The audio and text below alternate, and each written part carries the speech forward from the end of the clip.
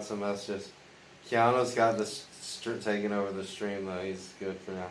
Yeah.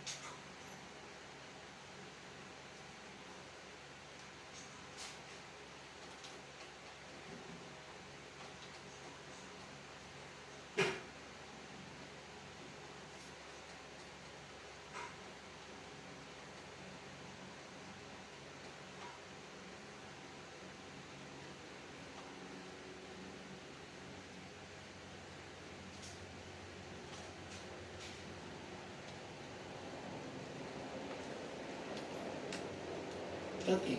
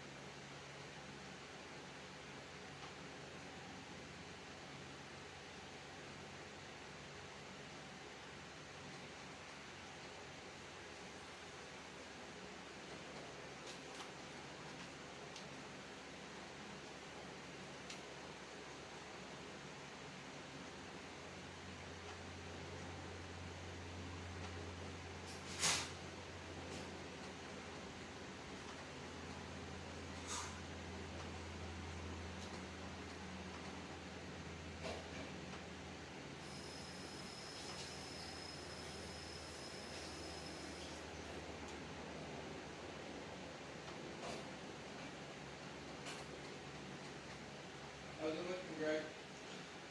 It looks good. I'm just going, turning it on and everything, getting everything set up. Alright, thank you.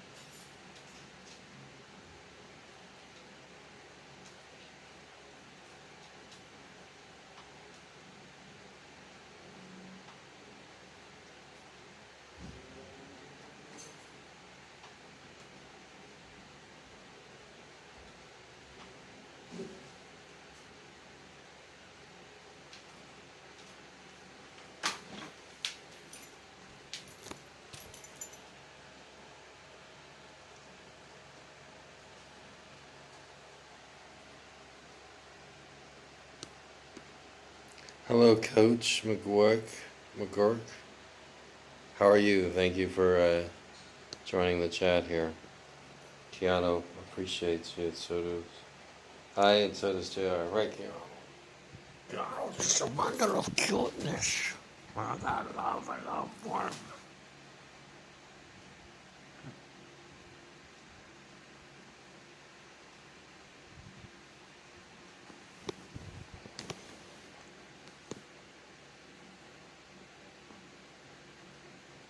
Thank you. You got strong biceps. Wow, look at that bicep. Strong.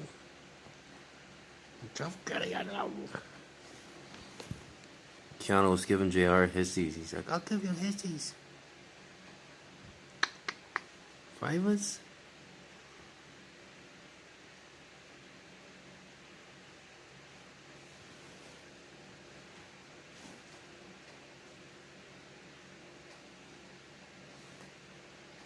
All right.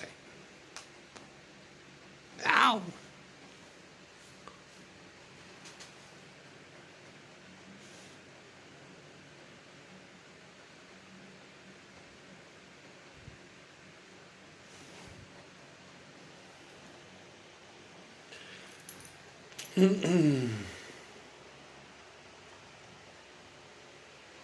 Sorry, I'm not all fixed up.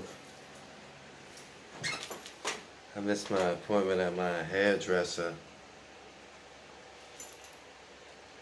So, what do we got for tonight?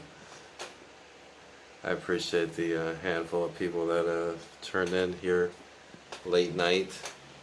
Saturday night, it's 8 o'clock in Hawaii, so it's 11 p.m. on the West Coast, and it is like in the middle of the night, 2 a.m. on the East Coast. I'm streaming from my phone right now because I've been working on a new video.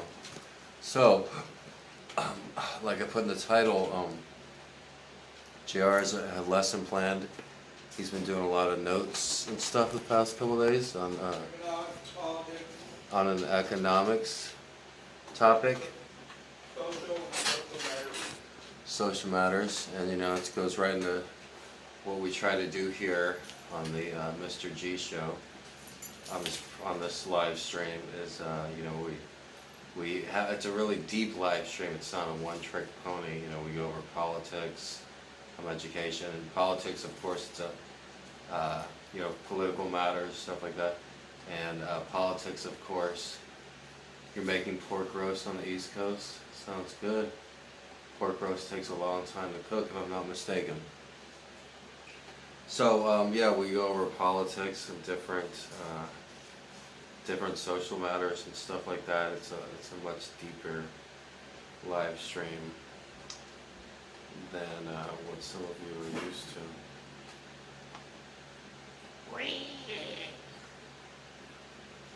But anyways, I haven't been just sitting around watching football all day. Even though I did keep track of some of the college games. Hawaii is still playing right now. Go Rainbows. The Longhorns etched out a victory. I noticed Ice Poseidon, Mr. Paul Danino, was over at a tailgating event in Austin, Texas, wearing burnt orange, like that guy has ever seen a college classroom in his life. The closest he's been to a college classroom is when he was getting thrown out of one. What's this man doing here with the camera? No, but seriously, guys. No, seriously. That's what he was doing. He was at a tailgating thing. It must suck being Ice Poseidon because, Paul Danino. Because you can tell he doesn't want to live stream, but he's, forced to do it. That's all he has. I told you guys, I didn't sit around just watching football today. Calm down, JR. In the mornings is the best time to write, and I am a writer. I've written one book. I'm working my second book. So I dedicated 2 solid hours doing nothing but writing this morning, which I'm doing every morning for the next year until I complete my second book. After that, I also started a new video, a new montage video. A lot of you saw it. Well, I know we only have a handful of people watching right now. Oh, okay, more people are watching. What's up, Cody? Hey, Cody. So I know a lot of you guys saw the Blade and Bjorn video that I did, that type of montage. That was really good. But I'm also doing, working on another similar type video, and it was hard to get into the swing of things. I used to make those videos every day, and yeah, and it was hard to get a swing of things because, you know, I'm using a different software with Windows 10 and everything like that. But I started making a new video, and it should be ready in the next couple days. Revolves around Jordan Peterson, who a lot of you are familiar with.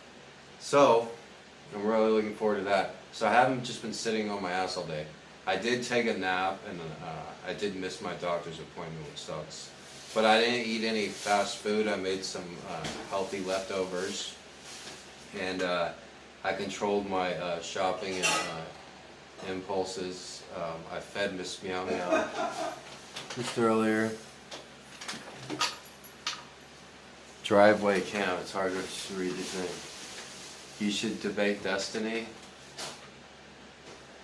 Okay. Well, the fact of the matter is, I don't want to disappoint anybody, and you know, I'm live right now. I know it's late around the United States, but it's early in Europe, right? That doesn't. But it's late around the United States. But I want to let you guys know I'm not just like sitting on my ass. Right.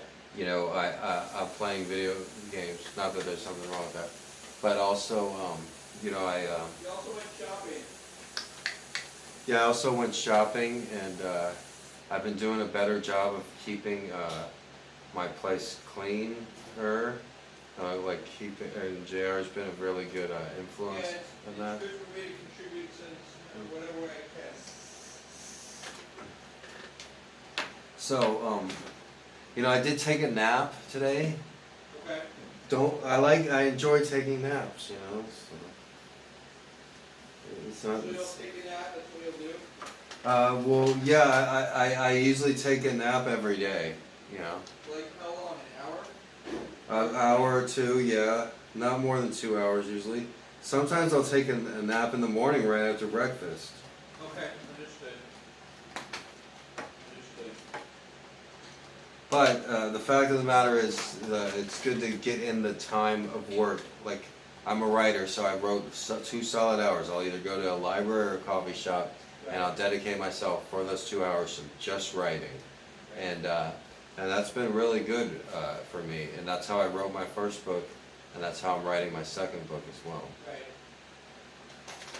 So that, and I'm not like justifying like, oh, why did I not stream today? Maybe in a way I am kind of justifying that, like, oh, I did this, I did that. But, you know, it isn't that hard, with some credit to the naysayers, that it isn't that hard to push live. And I could have dedicated a couple hours earlier in the day, away from listening to music or checking football scores. I could have dedicated a couple hours away from that, reading the Bible or reading my book or going over something intellectual. I could have done that, okay? So I'm not saying I'm perfect. I should have done that. It would have been better. In 2018, which I call my most successful year, I would spend each day reading one chapter of the Bible, which would take about an hour, recording myself reading that chapter, reading one chapter of some classic literature, that would take about an hour, and recording 10, 20 clean jokes. And that would be a simple day. Sometimes I would do 3 of each of those videos, but still, holding yourself accountable. So I am holding myself accountable. I don't know why it's like seems harder now that I'm doing live, but if I did as many of those videos that I did at the beginning of 2018 live, it would be in my best interest. But now that I'm also making montage videos again, it's all about time management. And they've done studies with university students. They say, like, if a university student, if they don't have a part-time job and their only priority is school, they actually do less well as a student that has a part-time job. Come on, really? Yeah, and you would think like, well, what is that? The person with the student with the part-time job has less time for studying, right? Well, that's not actually the case. They found like once they reach a certain hours, their grades do drop. You know, once they work a certain hours. But if they're within like this 10 to 15 hour window, they actually perform better because they have more time management. So, and like Jordan Peterson says, you know, like how much time do you waste do people waste every day? A lot of people waste time watching YouTube videos that aren't very productive, that don't help them out. Yeah, they're So, just for entertainment value. they're just for the entertainment value. And I like the way Jordan Peterson says a lot of people feel like garbage after watching them. Like, why did I spend so much time watching that? Right. You know, you're not going to get that from watching a Mr. G stream. So, if you haven't followed already, follow right now.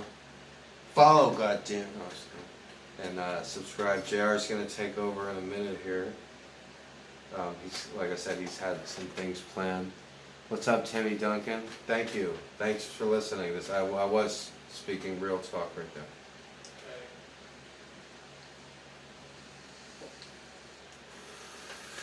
So like I said, you know, you learn from your mistakes. I'm not perfect. I made some mistakes. You could also learn from other people's mistakes, you know.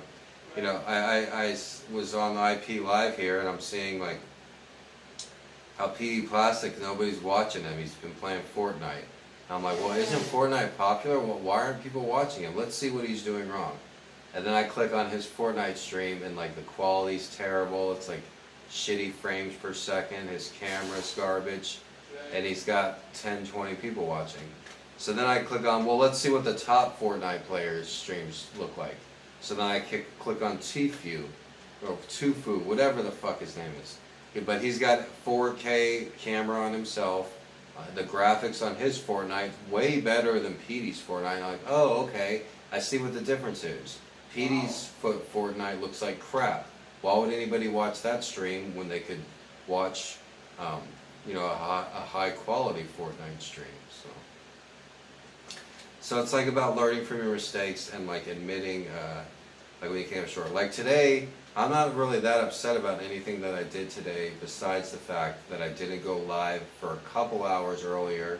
During the middle part of the day, I could have read for a couple hours, or in the early morning hours, I could have went for a run or a vigorous walk. I could have gone and saw some nature. You know, I wake up really early. You know, I spend a few hours, you know, chilling here, listening to music, smoking pot. I could have cut into that time a little bit, and you know, and provided more outside IRL content. So, yeah. Do I play Fortnite? I've played it before. I enjoy it. You know, it's a fun game.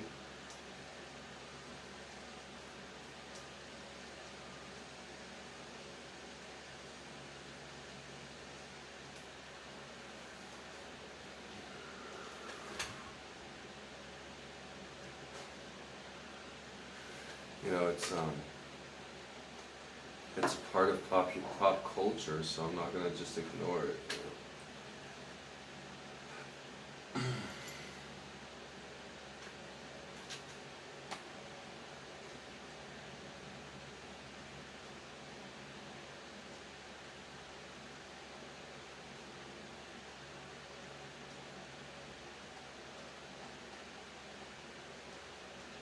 Okay, that's a good point, Cody. You said it's not time management, it's the working student appreciates it more. Well, you know, I guess, you know, it's no way to actually 100% tell, but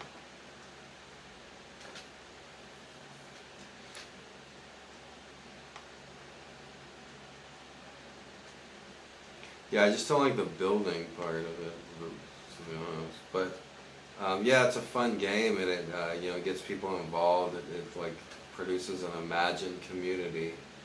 So.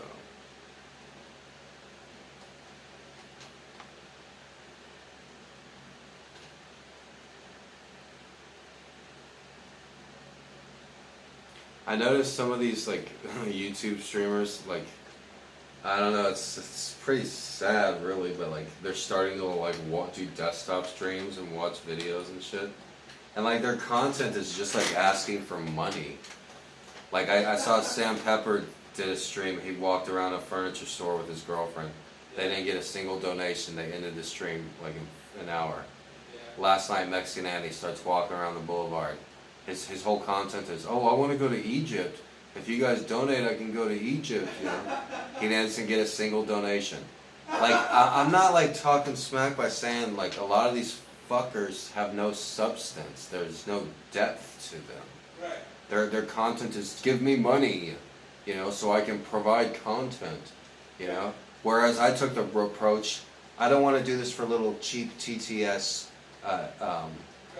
novelties. Fuck that. I'm a lot more. I have a lot more substance than that, you know. So I don't need like, you know. Of course, you know, like at this point, you know, hearing a TTS go off, it's just like, whoa, money, you know. But still, you got to be able. If you really enjoy something, you got to be able to do it for no money. Yeah.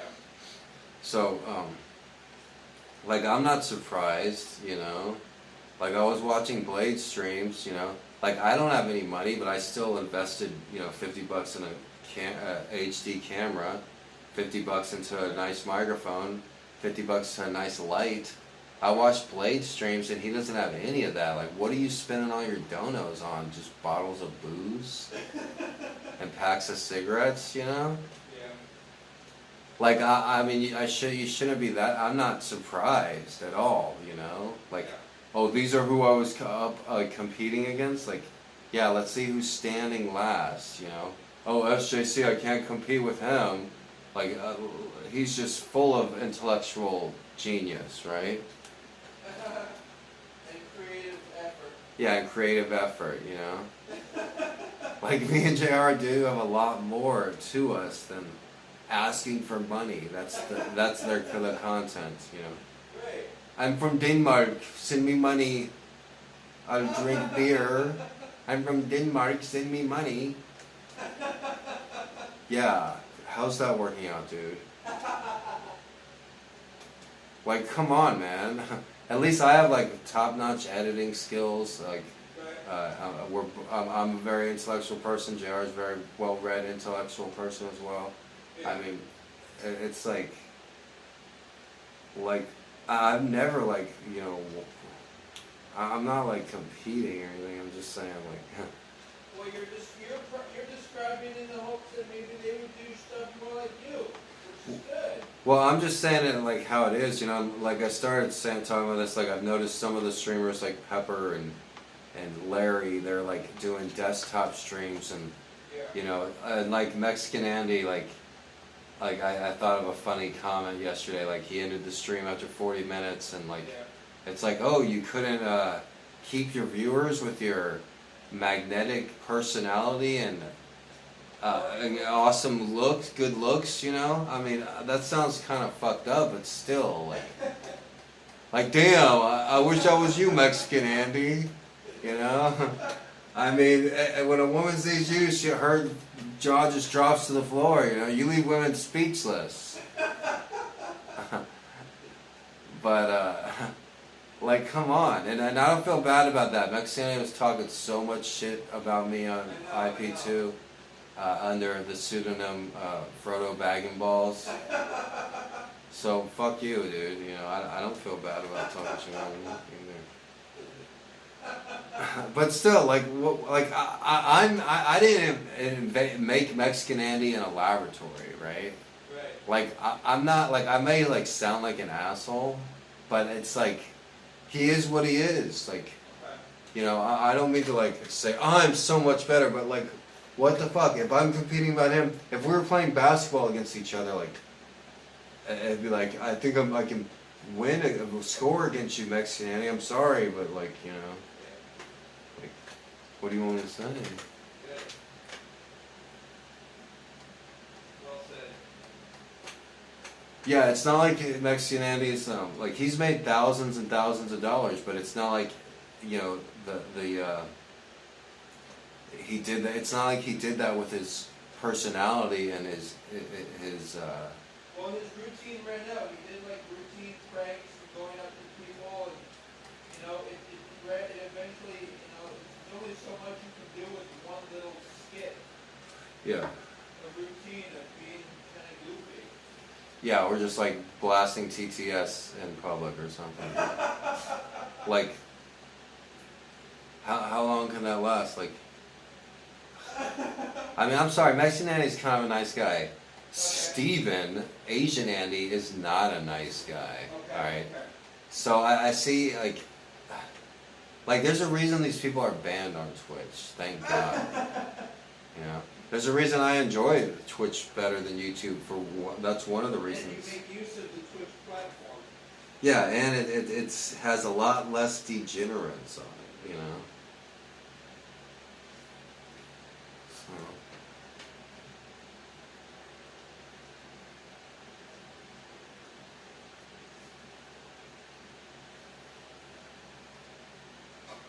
Yeah, I mean, I shouldn't be an asshole. Like, what should I say? Like, look at Asian Andy. Look at him.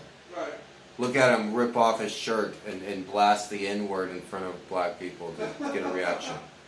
Like, look at him. Like, that's all he got. There's nothing deeper there. You know? There's no, like, voice talent. There's no intellectual prowess. There's nothing.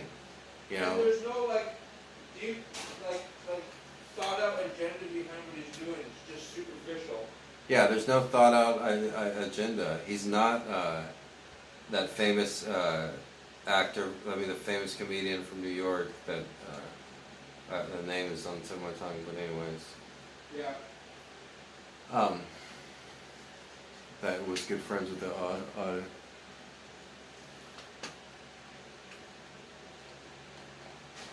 he doesn't have alternative streams of income. Like you do different things, so I do my things. yeah. You know, Like, you'll never... you work really hard at IRL and editing, so like you're serious about it. Yeah.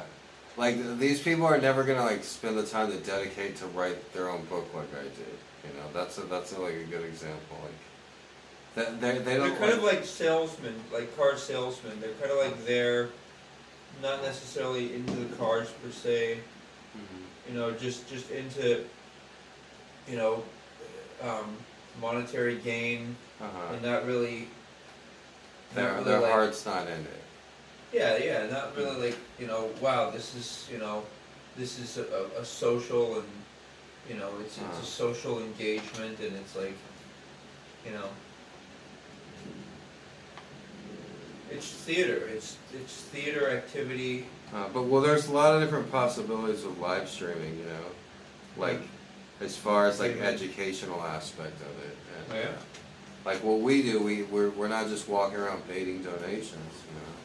Right. Like there's actually more to us than that. Well, yeah, of course.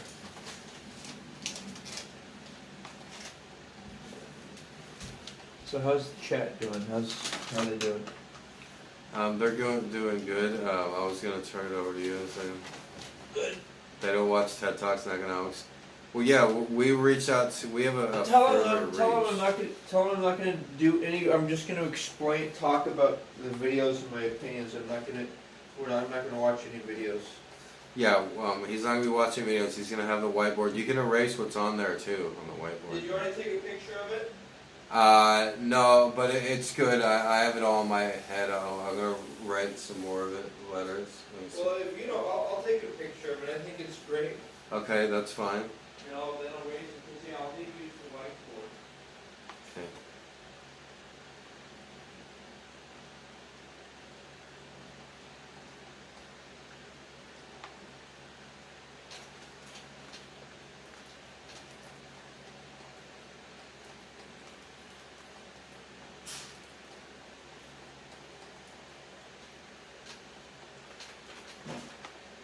So yeah, you can call me cock if you want, but I walk the walk and I can talk the talk, so, like, fuck the fucking haters, dude. Hey, Mexican Andy, you know, you should write a book about your life. You should go, do it in like 100 different libraries across the United States. You don't even need a computer. Just do it like as you're homeless. Just go to the library and work on it 2 hours a day. Do that for like 5 years. Can you do that? I did that. That's just what you did. Yeah. You You pushed yourself. Certain things build character in a person. Just because you are a character doesn't mean that you have character. Alright. You know? Like, Brandon Hampton doesn't have character. He is a character, Right. but he doesn't have character. I wouldn't trust him as far as I could throw him. Yeah. So, going through things in your life, putting yourself through difficult situations, that's something that builds character. And character is something that's very admirable in this line of work. If you don't have any character... You're talking like journalism also? Yeah, journalism and storytelling, and being in front of the camera, especially live streaming for long periods of times. If you don't have character, if you don't have substance, then you're somebody like Asian fucking Andy. Like, that's just, it's kind of like they're fish out of water, dude. And watching like Sam Pepper and Larry the fucking, the content reducer do desktop streams, how much insight can they have? Even Ice Poseidon doing a desktop stream, trying to watch an educational video. Dude, his vocabulary is limited like to that of like a third grader. Like, there's not so much he can add or contribute. There really isn't. You know? Like, there's a reason they didn't get far in school, because they weren't able to. Okay. You know? Okay. Like... Well said. And I'm just saying you how it fucking is, dude. There's a reason those people are banned on Twitch, because Twitch doesn't want their platform full of racist degenerates. Yeah. Yeah. You know? And just substance abuse. Yeah. So... Great priming for the show. I mean, that was really a good, introduction to the seriousness of, what we're trying to do here. Mm-hmm. Like, yeah, you look on the list of IP Live, like, Okay. fucking EBC shaving off his fucking eyebrows for donations. Scuff Justin Carey, I don't even need to go there, man. That's as low as a life as you can have, dude. Well, like, look at it. He lives on the no. couch of his mom's house. He's 30-something years old. His Okay. brother lives there, too. Oh my It's God. pathetic, dude. He's living in a white trash, like, house. It's sad. Yeah. Yeah. Bonglings is the only one with any normalcy Okay. doing a camping stream. Kev, fucking father of the year, right, Ooh. right below him, Ski Mask Andy, a homeless guy that lives on the boulevard. I'm sorry. Like, look at these losers. I mean, like, I'm what sorry. about plastic? I already went over that idiot. Okay, good. Corinne, oh my God, what a disgrace. Is she gonna sue me? Hyphonics is a decent dude, but what was his show tonight? Acting like he's a woman in drag? Come on. Burger Planet. Oh my Can you God. find a worse human being? Oh, right below him, Sam Pepper. Like, even Sam Pepper's girlfriend calls him a creep and a pedo, basically. When they were walking through that furniture store, Oh my God. Sam Pepper's like, I want to see the children's rooms. What? And then his What do you girlfriend's mean? like, Sam, that's creepy. And then they No. walked past like a teenager's room. He's like, no, younger. You know? And then I'm like, what the fuck? And then I stopped on his desktop stream today. He's literally he was doing a desktop stream today. Yeah. He's literally talking to underage kids without their parents' permission Oh, that's not good. on his fucking live stream. What, is Yeah. that his shtick? Like, I'm the creepy English guy who tries to groom underage women, Like, what the fuck? Like, come on, like, this is who I'm up against? Like, anybody that watching or donating to any of these streamers, you need to unsubscribe to them. And follow me and JR, because you'll get further in life that way. Yeah, we're actually investigating things. We're investigating, issues. And doing analysis. Like, how many of these people actually talk about all the other, like Greg does? He does, like, actual IRL analysis. Yeah? Mm-hmm. So, are you about ready? Yeah. Turn over? Yeah. Okay. So yeah, I'm gonna, JR's getting ready for his lesson here. Hey, what's up, Adam Smith? Oh, Adam Smith.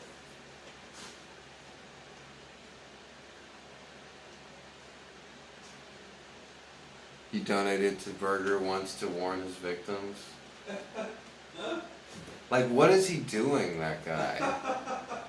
Like, he really thinks, like, oh my goodness gracious. These, a lot of people in IRL are just fucking delusional. Yeah. Like SJC, EVZ, Right. Larry the content reducer. Yeah. Oh, great. Like, come on, they're fucking ridiculous, dude. Yeah.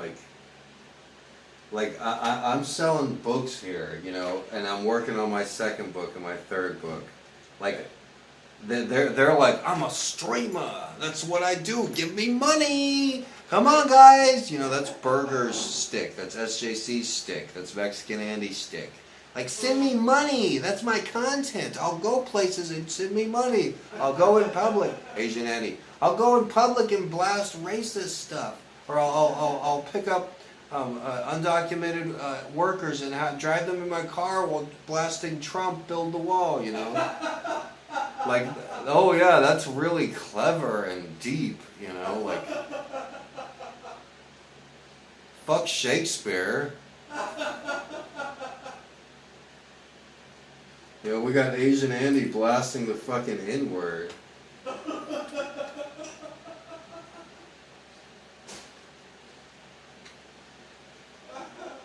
Like, and these guys think that they can talk smack to me. They're not even on the same level or anything, dude. Like, I've always admitted, like, oh, I made a mistake getting into live streaming through the CX universe. Right. Even saying CX is cringe now. You guys notice that? CX in the chat. Yeah, fuck that. You know? It's notorious for bad shit. Right. You know? Oh, great breakdown, man. So like like watching like Ice Poseidon streams, his ego is still huge as fuck, you know. His ego is still like oh, I'm so important. Like even like I skim through his stream, even like the jargon, like all he does is like talk about streaming and streaming this and streaming that and streaming that. Right. And streamers, like IRL, you know. Like, he has nothing, dude. He started streaming when he was a brace-faced high school kid. And he thinks he had one fucking restaurant job where he lies and says he was a manager. He had one restaurant job, and so he's so knowledgeable about life. Fuck that, dude. I've had hundreds of those jobs. I've lived on the street. I've lived in mansions. I've known like thousands of people. Like, I do, and JR as well. Yeah. Like we do have knowledge about the world, knowledge about life. We have exposure to businesses and that's why our environments. vocabulary is much more greater than his as well. Yeah, Yeah. we're able to communicate. Remember when I was there? Like Yeah. he couldn't even his effort was actually to put me down, and he was like, oh, your websites aren't, you know, one of them's not completely built. Like he didn't even directly respond to any of my website. All he attempted to, like, he didn't even understand any of it. Yeah, and how long is that going to last? It's not sustainable. His personality, his lack of intelligence, that always catches up to somebody. And you see it now with the fucking dying streamers as it is. Yeah. They were relying on their bills being paid by the generosity of other people. If Right. you want something done right, you do it yourself. Yeah. If you want to have your bills paid on time, Yeah. you make sure you fucking pay them. You don't fucking rely on other people's generosity. Random, like random. Yeah. you see some of these streamers were doing, and now they're like fish out of water. So fuck Right. them. Right. You know, like I hope they drown, which they will. Right. You know, they don't got shit to fall back on. They're from fucking poor or lower middle class families. You know. And they're not nice people. Yeah, and they're not nice That's the big thing. Like they're not even worth. Like, what's EBZ gonna be doing in 10 years? Still trying to make it as a rapper when he's 50? Like, come on, bro. And 10 years. and be a rude driver. Yeah, be a rude driver. 10 years from now, I'll be finished with my second book, my third book. I'll be, you know, that's something that's sustainable for somebody of that age. You know, rap star. You know, you should have like looked into maybe working on an education. Like that's what I did. I spent 7 years in school working on my education, knowing that I was going to be in this point.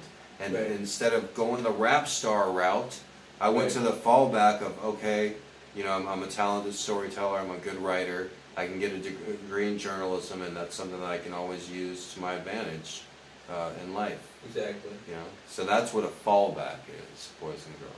Yeah. I mean, like look at like EBZ. To my knowledge, he doesn't work very well with people, and if anything, he could potentially teach people to rap, but he doesn't seem to have the humility to do something like that. Yeah, you have to have humility in life, you know. Like, yeah, that's something that maybe he could do is teach people how to rap, but you're right, Yeah. he doesn't have any humility. Yeah. And like, yeah, like what about Corinne? Where are you gonna be at in 10 years, Corinne? Like, seriously, you're gonna be Seriously. of like Doesn't elderly she has a age. journalism degree too, or something? Well, she's not a journalist though. She has no respect, and like, she's like gotta be like 50 years old. In 10 years, she's gonna be 60, still trying to act like she's 20. Ooh. Like, come on, dude. Yeah. Like, get off your horse, dude. Ooh.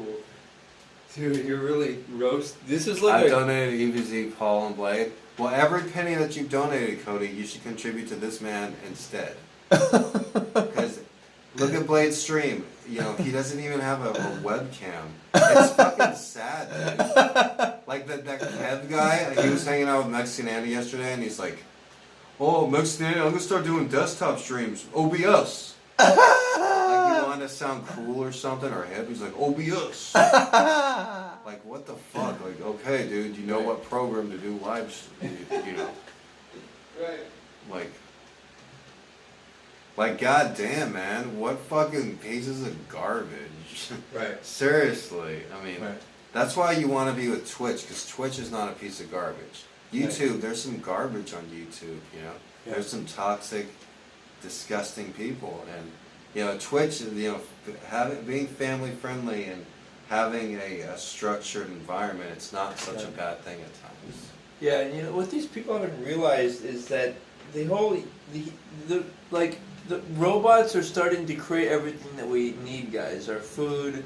I did want to review one video. It was by this production on YouTube called Alux, and they do top 10 jobs that are going to be taken out. And I like this- Alux. the whole point of UBI is in response to that, guys. It's not just a random thing to try to, you know, acquire money. It's a response to the future of how the world's going to be. Yeah, there was something other besides truck driving jobs that are going to go away. Well, fast food jobs, truck driving jobs, all the malls are closing. What's something else that can be automated? Operators can be automated. They're getting way better at that.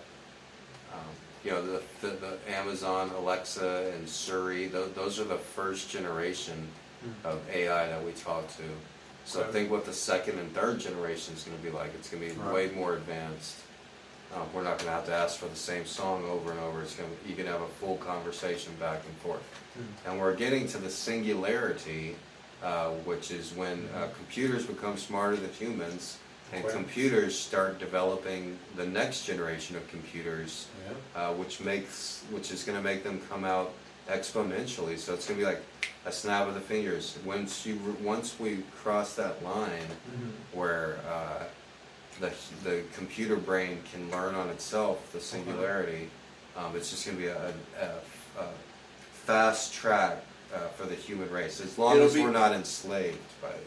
It'll do data analysis on how to make life better and improve efficiency from it. Like for example, like resource-based economy, exactly what an economy can sustain, how many people it can have, what's the easiest way to produce energy, all that type of stuff. Yeah, and so that's going to happen within like the next 10 or 20 years. Right. They may conquer aging, they may conquer death, Right. a lot of things. Right. You look at our pets now, you know, one of my biggest expenses is cat food. Okay. And For your two cats or for the other cats? Like well, other cats. is it mainly yeah. your two cats? How? Yeah, what's and the, cat litter too. Okay. But the pets in the future, 100 years from now, they'll be able to make a cat indistinguishable from a robot cat, that you don't need to feed, that doesn't use the bathroom. You mean that could be a real comfort? Yeah, that's indistinguishable from a real cat. You I wouldn't. mean, be I able- would like that. Do you? You wouldn't be able to tell the difference. would you- That would you- freaks me would you- out, really. Would you like that? And the cat would never die as well. Seriously, it could live forever, and that's fucking freaky. So when I'm Do you like that or you don't like that? I don't know. I don't have an opinion. It is what it is. But like, Okay. I can see if I make it to 100 years old, I'll be like, Yeah. back in my day, we had animals that pooped. And like, And we had to pick up this You shit. had to clean up this shit. Really? You cleaned it up? Where did you put it? I put it in the trash can every day. That's unbelievable, Grandpa. Come on, chat. It's showtime, man. It's showtime. So, like I said, I don't know Good where everybody breakdown. is. They're pissed that I haven't been streaming this comments. Okay. Oh, no big deal, man. No big deal. I see Corinne, she's usually live on Twitch and then live on YouTube at the same time. Really? But even her 50-year-old ass has understood that Hmm. you need Twitch to go places. Right.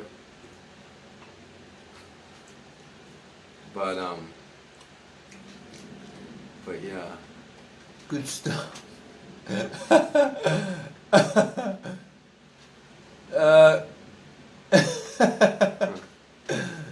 That's what I'm playing walk.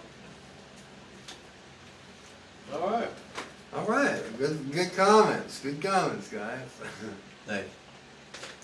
It's probably Hmm.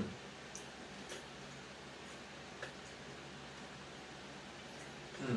it's probably Bjorn. Look at Bjorn. He just tweeted out. What? He's commenting on a video from the 1990 or the 2009 MTV Movie Awards Oh my God. from 10 years ago. Bjorn's like, poor Eminem, never seen him so angry before. Like, dude, this is a video from 10 years ago, Bjorn. Asshole. It's an MTV video from 10 fucking years ago, dude. Dumbass. You just call Bjorn a dumbass? No, I'm just kidding, but still, like, Yeah. I don't know. I guess that there's nothing wrong with that, but it's kind of like he's trying to be hip or something. Okay. Okay. Is the reason that I'm calling him out on that. Okay. Like, if I commented on that video, I wouldn't, like, be trying to be hip. Okay. Yeah, you'd be like realistic. Yeah, it would be like, hey, I'm watching this video from 10 years ago. But yeah, guys, I had to get all that shit off my chest. That's good. That's really good. Oh, former girlfriend. Okay.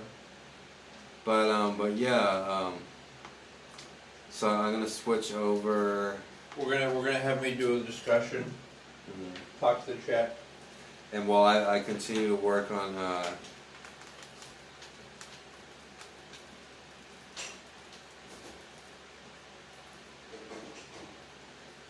I'm gonna continue to work on my video. Right. I'll give you guys a clue. It has to do with Jordan Peterson. Good.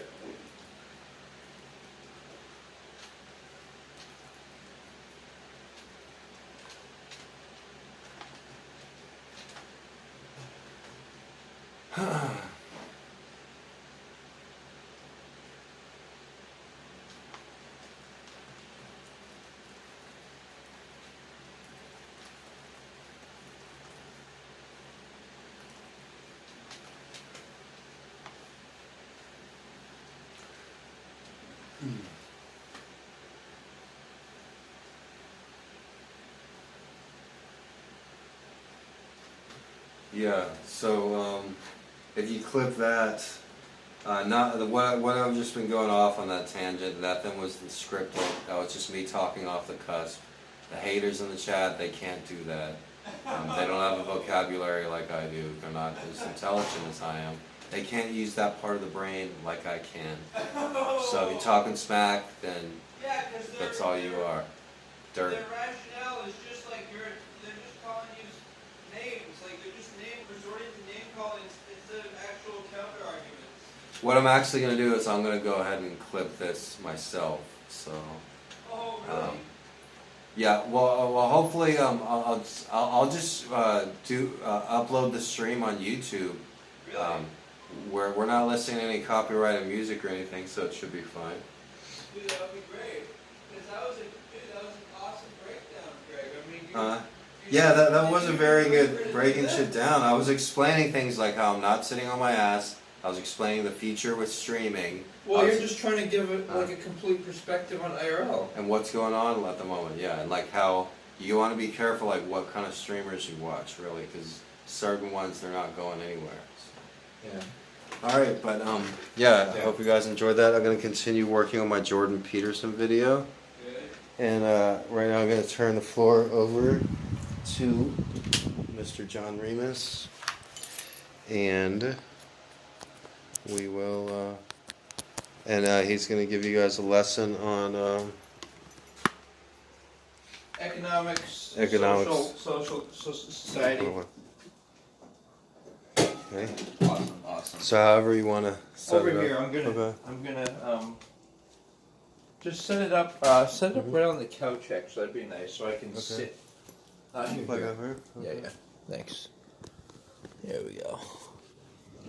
Alright, so it looks like I can see the chat there. If I run into any issues, I can just come over here, but... Okay. Alright, thank you, Greg. So this should be fun. Okay, good You know, job. gonna do a good discussion here. Alright guys, aloha.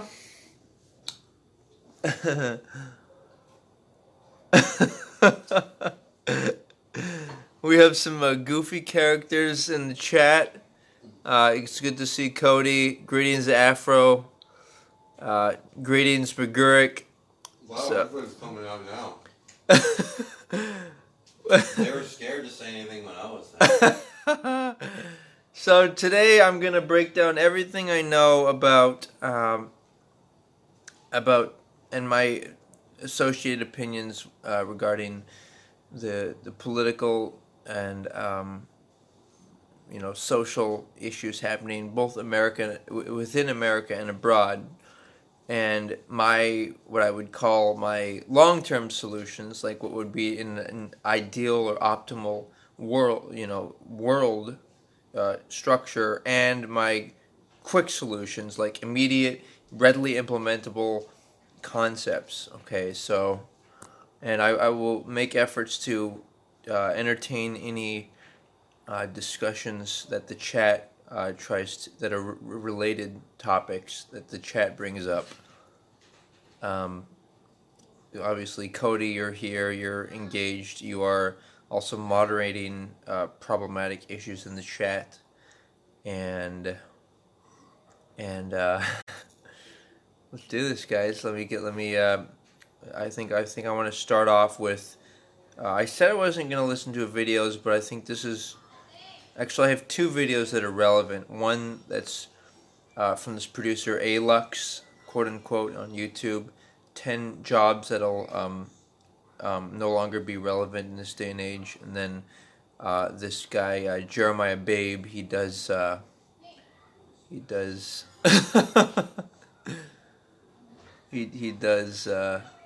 Oh fuck. Alright. Please stay focused on the chat. Whoever that person is, female, please be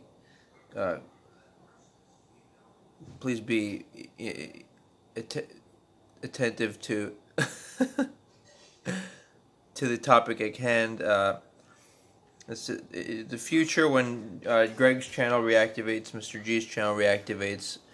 I may do some things, raps and things, but for now, I don't even know what Keynesian economics are, Coach, but perhaps you can give me either a 1 or 2 sentence summarization, or I'll address that later. Coach is a new viewer. He's a good guy.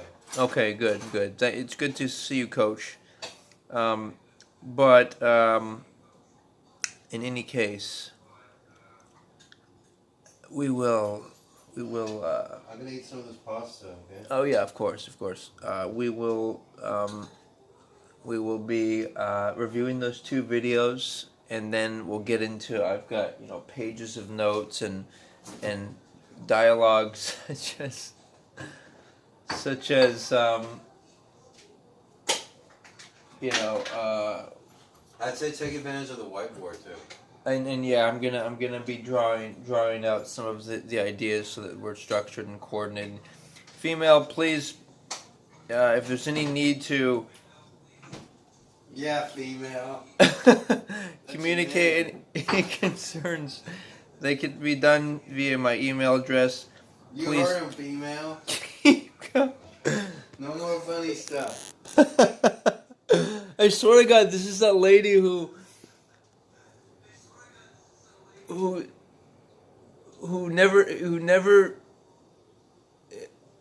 maintained email contact with me. She and now whenever for some reason on the chat she comes up like, dude, come on, let's be civilized and kind.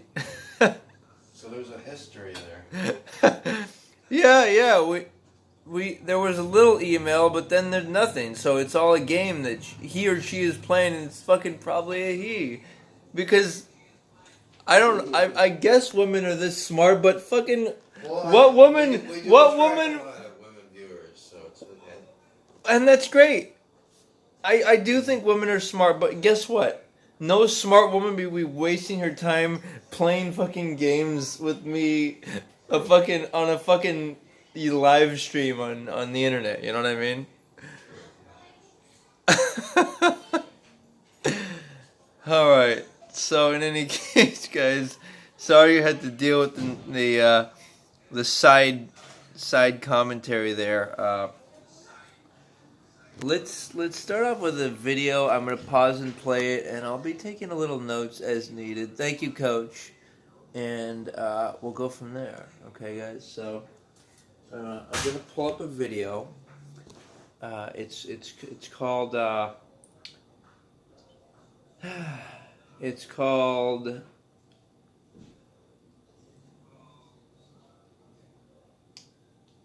It's called what is this called? It's called. I want to do the first one. I want to do is ALUX Top 10 Jobs, and this is in direct reference to the whole idea of universal basic income, because initially I thought about it as it's. I don't have a Robin Hood complex, and I don't want to take money from the rich and then give it to the poor. But what I'm realizing now is that there's in order to make society stable, you have to and yet maintain our freedoms. You have to. I wouldn't say tax the rich more than the poor. I think everyone should have an equal tax percentile in whatever tax bracket, income level they're existing in, but something has to change in order to ensure that people will not continue to be born in poverty. Like maybe if somebody doesn't have children and doesn't do drugs until the age of 21, then they get like a $2,000 or whatever $5,000 bonus from the government. So just thinking about that, and we don't know if That's a good idea. That's a good idea, right? Yeah, that they don't have kids by the time they're 21 or 25 or whatever. They get a bonus from the government. They get a real financial, like a real money, not like they get some type of credit for school, which may also be good, but maybe they want to dedicate towards a business, or just have it be a money is significant in the sense that it allows people to have that basic security that, okay, I don't have to do a certain job they don't want to, and I can and I can protect myself, and I don't have to deal with ugly, problematic people. That's what money does, okay, guys. Yeah. So that's the power of money, the good power. But obviously, the darkness of it is it might give you the illusion that you can isolate yourself if you have riches, and you don't have to worry about the world. But guess what? What happens in our future reincarnations and so on and so long and so forth. You know, we have to take into account the reality of people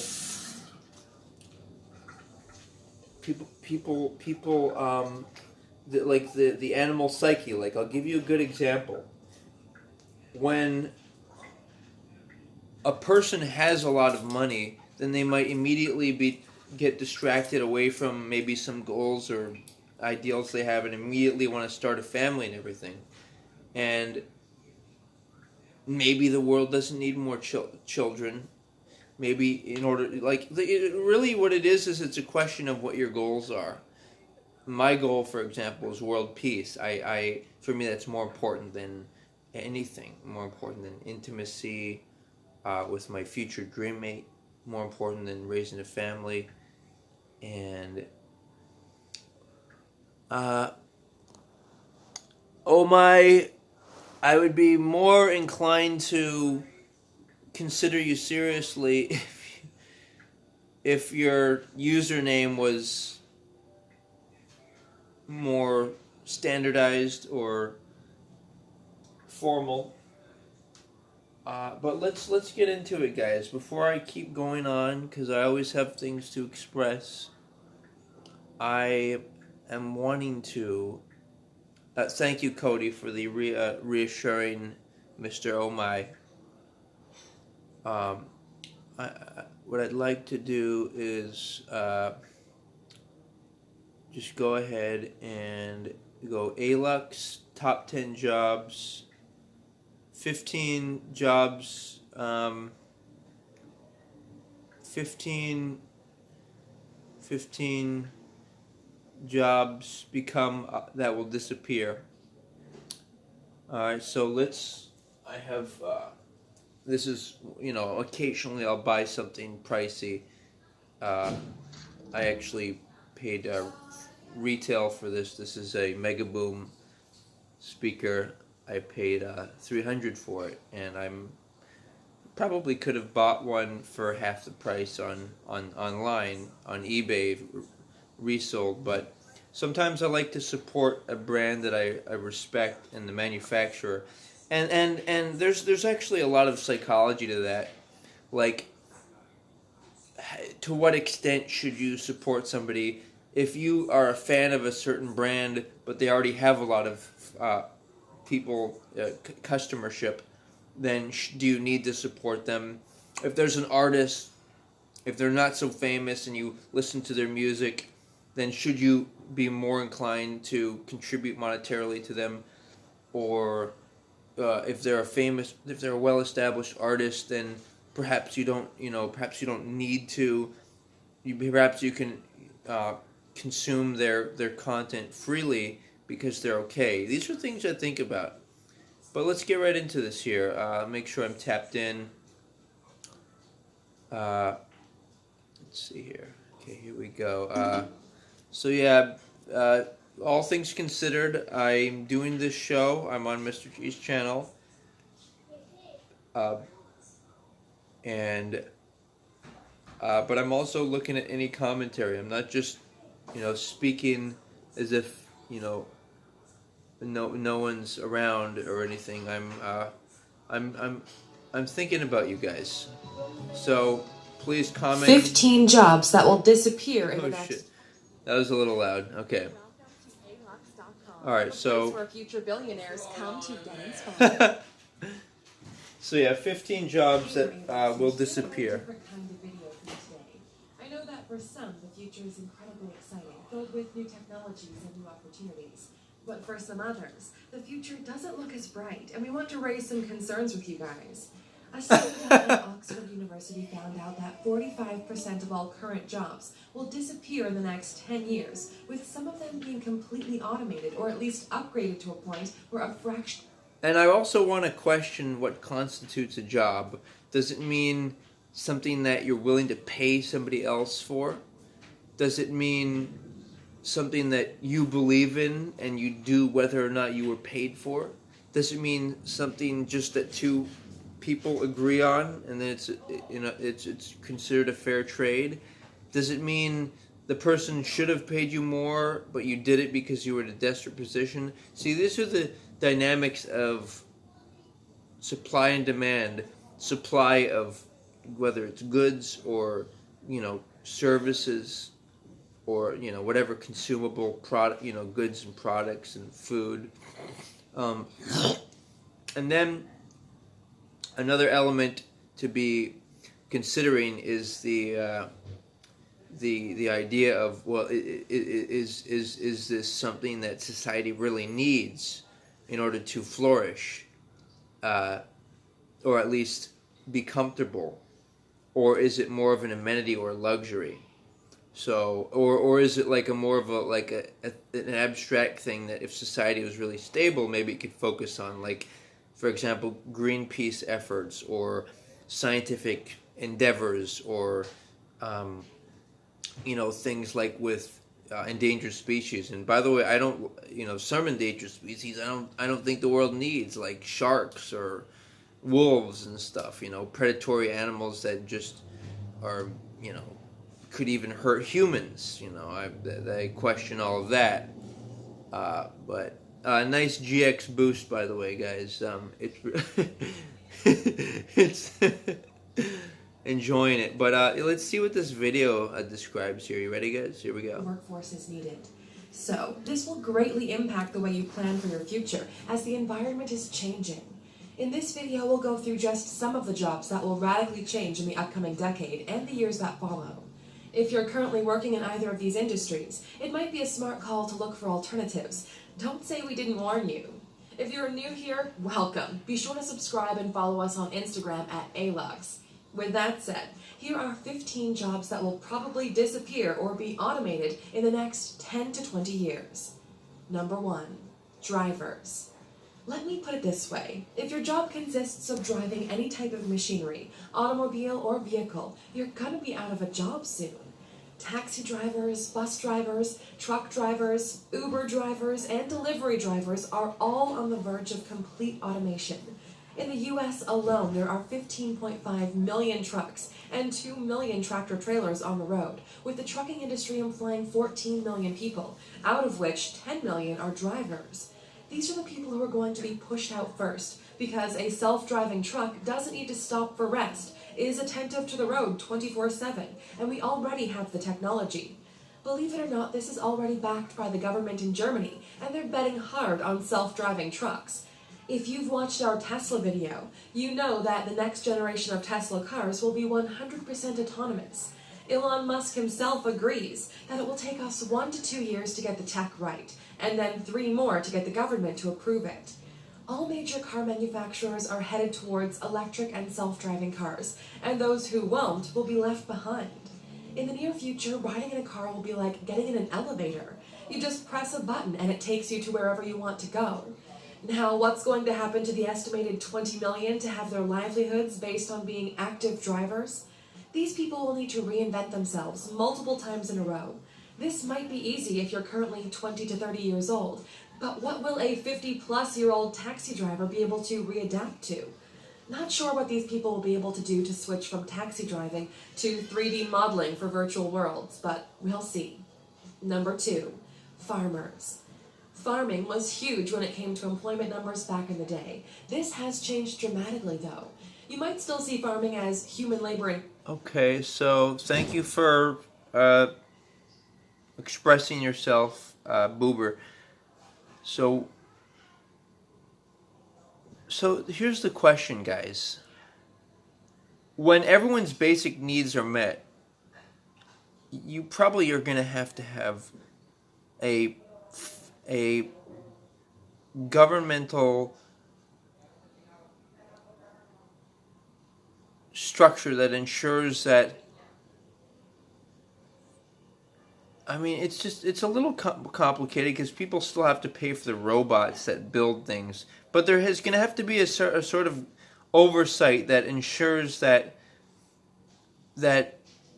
people are not overcharging for products that, a robot is producing.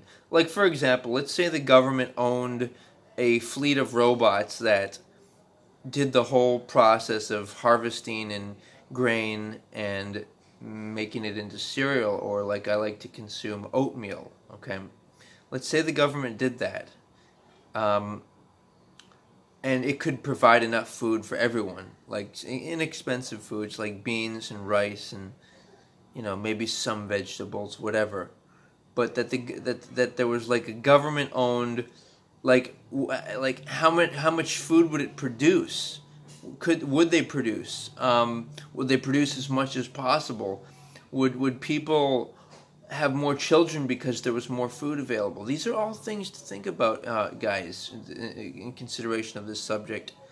Let's see what you see. The next one is farmers here. In the underdeveloped parts of the world. But on a macro level, this has already been automated, with very few specially trained individuals that operate heavy machinery from the comforts of the office via wireless connections. Back in the day, you needed to physically measure your plot of land, needed human labor to weed it out, and another set of people to harvest and transport the end product to where it's needed. Now we measure things with drones or satellite imagery. The soil is already treated against weeds, or the seeds are weed resistant to begin with. Harvesting and planting can be done in a small fraction of the time it used to, thanks to specialized hardware, and the trucks carrying out will be self-driving really soon.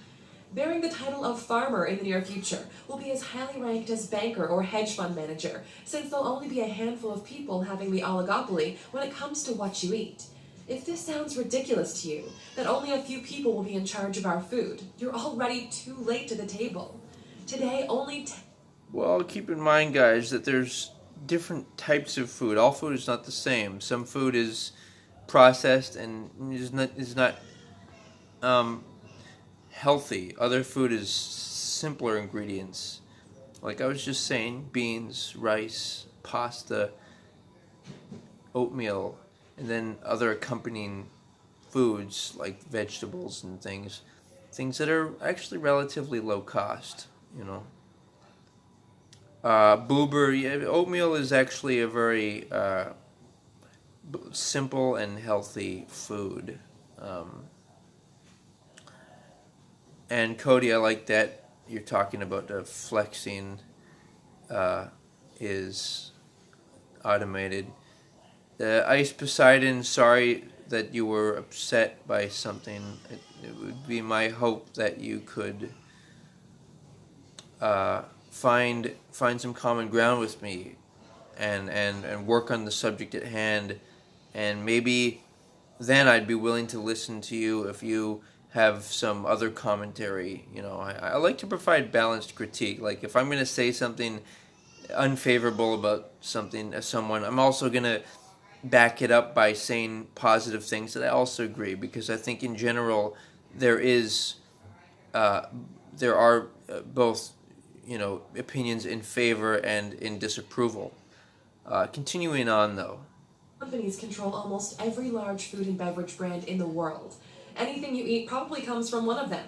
These companies: Nestle, PepsiCo, Coca-Cola, Unilever, Danone, General Mills, Kellogg's, Mars, Associated British Foods, and Mondelez. Welcome to the future, Aluxers. Number 3. Printers and publishers. The newspaper is dead. Traditional media is suffering as the internet is eating up everything. You no longer need to get your news from the papers. You get them via Twitter or live streams as they're happening. And that's, as we know, a significant thing. Certain years ago, it was costly to operate TV, be on TV, operate a TV channel, station, radio station, newspaper printing. All of that's costly, and so is printing stuff like, shall we say, banners for politicians. And by the way, politicians, on a side note, I feel should really just be individuals who are wealthy enough to volunteer and offer their services for the period of time that to 4 years and these people would be less prone to corruption because they're rich enough to say, you know what, I want to do something for this country, and I don't want to ever even give people the hint that there's a potential exists for me to be corrupt and just take money in order to not be, express my highest truth. And by the way, a politician in leadership positions, their job is not to tell the country what to do. Their job is to get people to agree on one thing, which should be voting for issues, which should be respecting others' right to vote, freedom of expression, and freedom of religion, and etc. I don't know what ranked choice means either, Coach.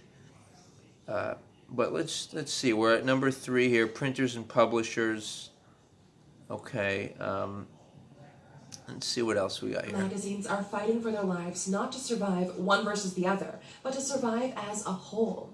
If you've watched our video on Forbes magazine, you know that despite having such a strong brand, they're on the verge of collapse, despite their massive push into digital media. Information is free, and there are very few publishers where the trust in the brand is enough to keep the motors going. A great example is the New York Times, one of the only publications who have successfully implemented a paywall for readers to consume their written content. Can you imagine if we would implement a paywall on alux.com where you guys had to pay $1 to find out what the most expensive car in the world is? We'd be out of business quicker than you can say luxury. With the democratization of But keep in mind that they do make money off of advertising, Alux does. So, in a way, but that's what's nice about YouTube. It's the kind of TV for everyone. Everyone gets Facebook. Everyone gets a chance to be their own celebrity and create their own image and really, truly be independent. Big brands are struggling to find their place in this online-first environment. Unless you're in your 50s or more, you're unlikely to get your news from TV networks. While Trump is watching Fox News, we're here backing Philip DeFranco's Patreon on YouTube. Number 4, cashiers. America alone has 8 million people working as cashiers. So I think you guys are getting the gist here. It's not about not liking certain people or certain jobs. It's about what can we honestly make a robot do so that we can do other things. So and another example would be things like optometrists, dentists, other doctors, a lot of the psychologists. People can self-treat themselves with research, buying the medications needed, or even better yet, healthier, natural alternatives as possible. Obviously, we'll need emergency doctors, people to fill cavities, maybe do certain surgeries if a bone is broken to properly set it, people to help during childbirth, different things. But as a general rule, a lot of things can be taken care of by the individual and should. And in-store salespeople. These people are going to be out of a job sooner than they think. I know you've seen the self-checkout stations, and they still have someone supervising them, and they're buggy now and then, but we're not far from a total takeover of the machines in this space. If you've been following what the biggest commerce giants are doing, it's easy to connect the dots. Amazon acquired Whole Foods for close to $14 billion. The same Amazon is running pilot tests with what they call Amazon Go, a corner store with 0 humans involved, where you just walk in, get what you need, and walk out, with everything you bought being automatically deducted from your credit card. Sensors are on the rise, and the tech needs to only be a little better than the human counterpart for the switch to be made. Also, the AI cashiers can go 24/7 without bringing the drama of their personal lives into the workplace. Yeah, and as we know, guys, it is nice to have waiters and waitresses and people, cashiers, whatever. All this stuff is nice, but business is not a question about nice. Business is a question of how can we make as many robots do as many of the things we can as possible and not romanticize these jobs so that people can truly be free. Because when there's a whole bunch of robots doing things, people can more and more have their needs met so they can truly be more authentic and do things more voluntarily and not because they have to.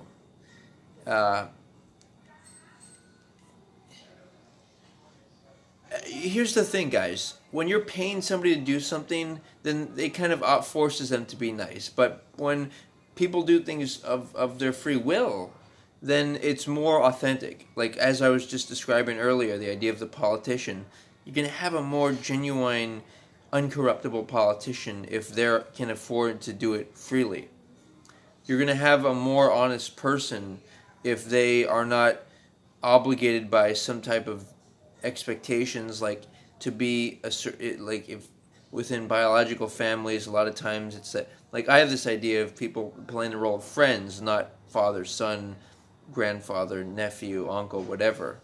I feel like people can play the more egalitarian, equal roles. I describe that further more on my websites, as you know. I'm trying to stay on topic though. But thenewrelationships.com, easyworldpeace.com. But continuing on here. Number 5, travel agents. When's the last time you went to a travel agency to book a flight? Okay, we get that. It's like this. The factory of the future will only have one human and one dog. The human will be there to feed the dog, and the dog will be there to keep the human from touching the machines. Number 7, dispatchers. I know you're probably thinking of the days when someone had to manually connect you to a different line in order to talk to someone, but an astonishingly high number of people are still working as dispatchers today. The role of the dispatcher is to coordinate the field operators, so things run smoothly for everybody.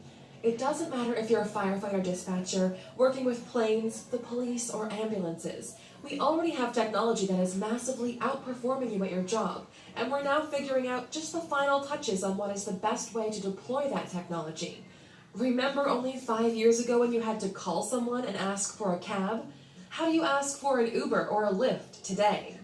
One algorithm making their way... So like I was saying, guys, I think we get the picture.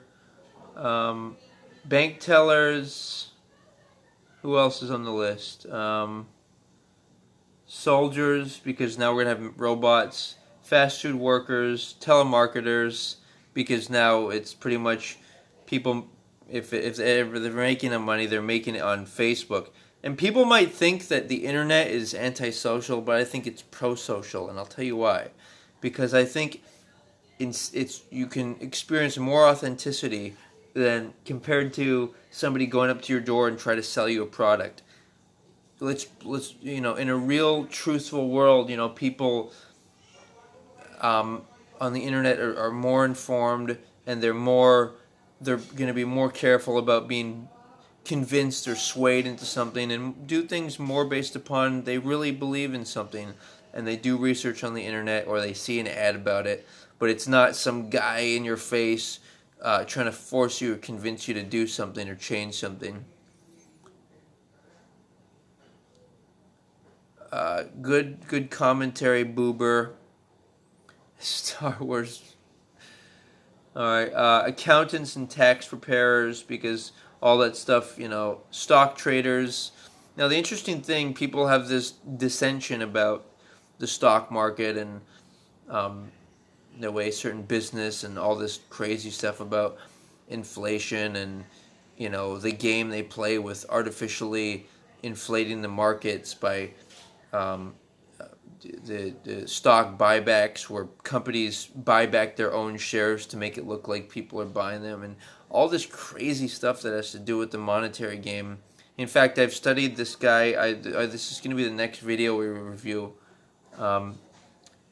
Mr. G, you'll be back? No, I was saying like the Terminator.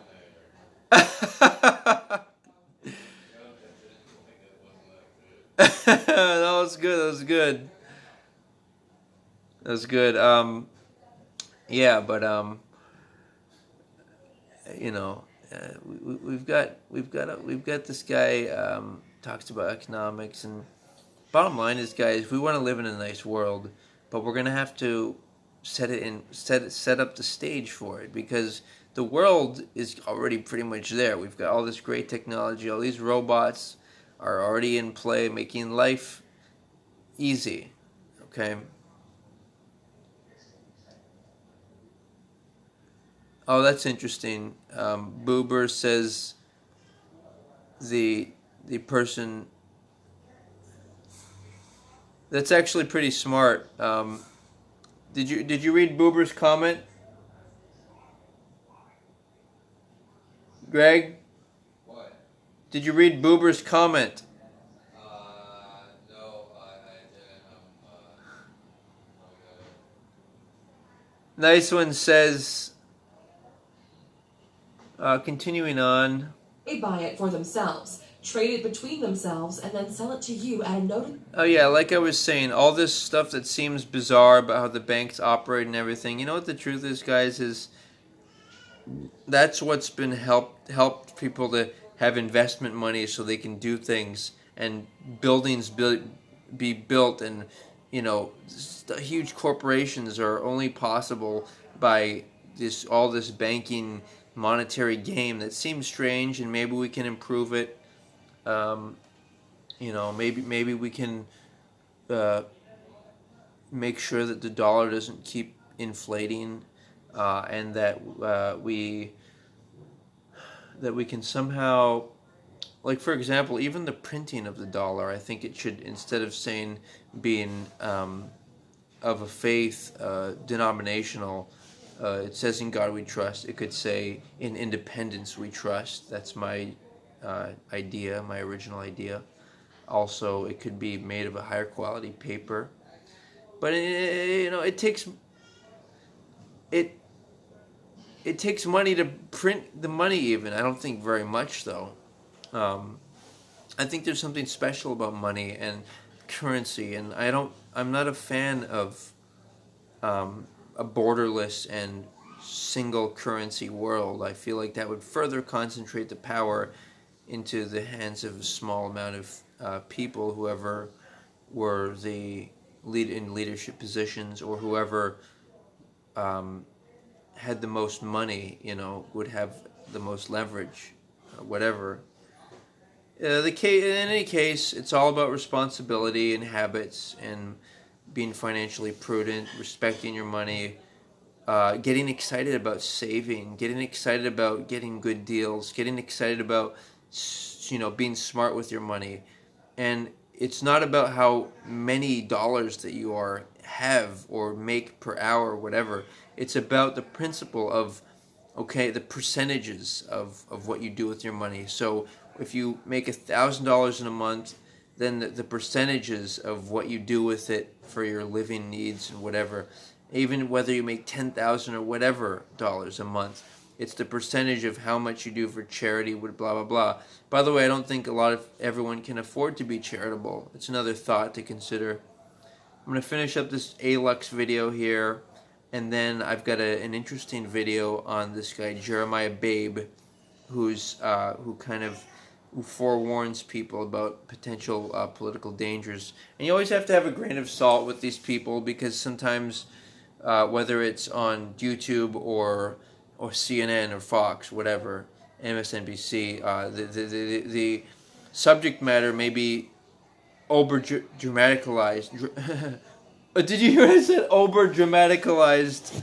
I meant over-dramatized and blown out of proportion of what it really is, just for the value of selling the news. So that's always something that should be in the back of your minds, guys, when you're watching.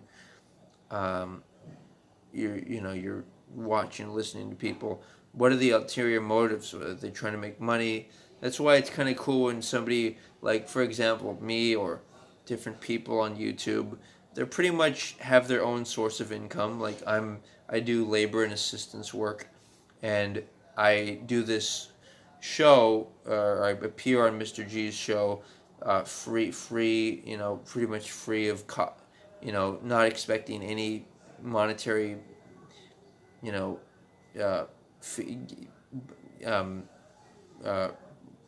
to be presented to me, and I'm just expressing myself. And admittedly, it's not entirely free, because we do pay for the Wi-Fi and whatnot, we have it also costs you the time to listen and me to express, but I try to see what the commentary is doing. And oh, come on, Seized, with the glasses. Oh, wait, did I? No, I didn't upload that video yet. So what glasses are you referring to? Alright, let's finish up this last video here, though. 15 jobs disappearing. And, oh my god. Oh my god. Ah, good one, Cease. I see what you mean. Good one. Thank you for the humor. We'll finish this video up, and then we're gonna watch this other cool one, Jeremiah Babe, and then we're gonna blast through my notes. Okay, I got some notes too. Yeah. All right. Bigger price. Welcome to the world of micro trading, where bots always win. You're not gonna beat the market. Number 15, construction workers. Back here on Earth, where people actually use their hands and backs to make things happen, the story looks a lot like what we've been saying through this video. Although the numbers are not clear, there are at least 200 million people working in construction around the world, and with developing countries wanting to expand, you'd expect the number to be on the rise. Well, it isn't, and that's because technology is getting more and more efficient and affordable. Developers now need more machines and a slightly more specialized workforce to use said machines to build. As technology progresses, we can see that construction workers will follow the same path as those who used to work in the farming industry in the past. Unless you're the owner of the enterprise or one of those specialized employees who are further down the line of automation, the future doesn't seem like a welcoming place for you. That's why we wanted to make this video for you. We know most of you are young, but making a bet on these industries in the traditional sense might not be the big payoff you're expecting. Most of you have family that are likely to be impacted by these changes, so make sure you bring up automation next time you're hanging out with your loved ones. As always, our videos are not prophecies, but conversations we want to start with you guys. What other jobs do you think will disappear due to automation? Let us know in the comments. We want So yeah, that was a pretty fun video. Oh, they're gonna have a bonus one. what your take on this is. And since you're still here, we want to reward you with an extra industry that is seeing massive disruption right now, and not many people are talking about it. Number 16, movie stars. You'd expect people from the creative end of the spectrum to be safe from automation, but you'd be wrong. Human actors are really, really expensive, and as most humans, their lives have ups and downs. When you're investing a couple $100 million in a production, or even more, you wouldn't want that project to be influenced by a particular individual. More and more blockbusters are animations, because those characters do not age, do not complain, and can be easily monetized. What about big movies? Let's take any Iron Man movie. Robert Downey Jr. is less on screen than his CGI counterpart. Soon enough, actors will sell a 3D rendering of their persona to big tech companies, and there'll be no need for them to show up on set. They will just generate them in the scene. Mind-blowing. Well, I disagree. If they actually did that, then I probably wouldn't want to watch the movie, because the movie is about the human experience of a digitalized version of theater. But yet with the whole premise and auspices, under the auspices of all these people are doing, they're doing a production, and they've got cameras, lights, camera, action, and they're doing scenes, and the actors and the actresses, and we celebrate them at the Grammys, and it's a human element that's never going to be replaced. All right. So that considered, I think we're ready for our next video, guys. This one is called Jeremiah Babe. Okay. And Maybe for the next video, you should write on the board. oh yeah, that's a good idea, yeah. Because there's no really visuals for that video. Hey there, XA1, greetings, and 8:30, where I'm doing a general discussion review on the future of the nation and economics and jobs and society. Parco, very nice, guys. Very good commentary to boost one another up. Alright, let's do this. Alright, so, yeah, one Ted, you missed, I just did a cool breakdown on 15 jobs which will experience obsolescence in the near future. And now we're going into this next one, and I'm gonna make use of the board here. I'm gonna try and write some things down. But guess what? First, I'll do a little summarization of the previous video on the board, so that we have a clear concept of what we're dealing with here. What truck was running? Bids. I just study and express things, and I can appreciate that you're curious as to what my knowledge base is. I just study YouTube and contemplate these matters, and hey, guess what? Maybe it's an invitation for you if you have something to share specifically. But of course, negative feedback doesn't really serve a purpose. If you don't like me or you don't like the subject matter, then it would be, I'd say, in your interest to just find another channel which you find some, so get some value out of. So in any case, I'm going to do a brief breakdown of what I just talked about, these 15 jobs. I'm going to do that on the board here, and then I'm going to proceed to discuss this guy. His name is Jeremiah Babe, and he's kind of a I think he's a well-spoken guy. Border wall. Bids, I'm 100% for borders. I'm big on borders. I'm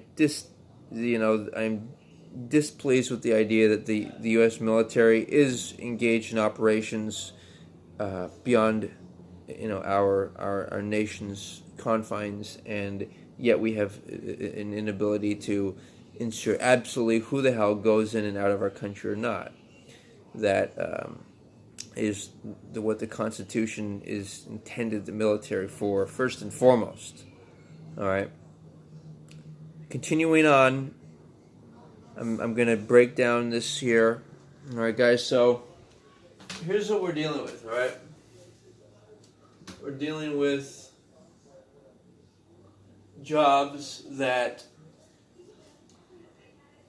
are no longer going to be in play. Robots. Alright, making life easy, just like they did throughout the course of the farming, right? The whole farming existence.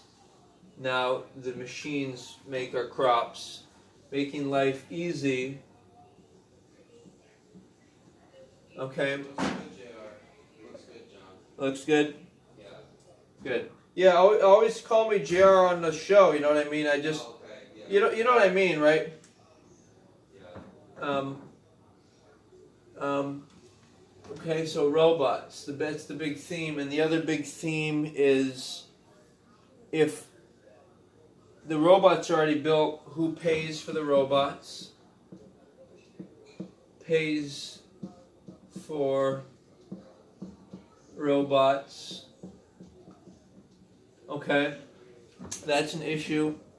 Another issue is, which jobs do we want that we really want humans to do, like acting and entertainment? Which jobs do we want humans to do? Maybe not cashiers or waiters, but maybe not tax accountants, maybe not want people.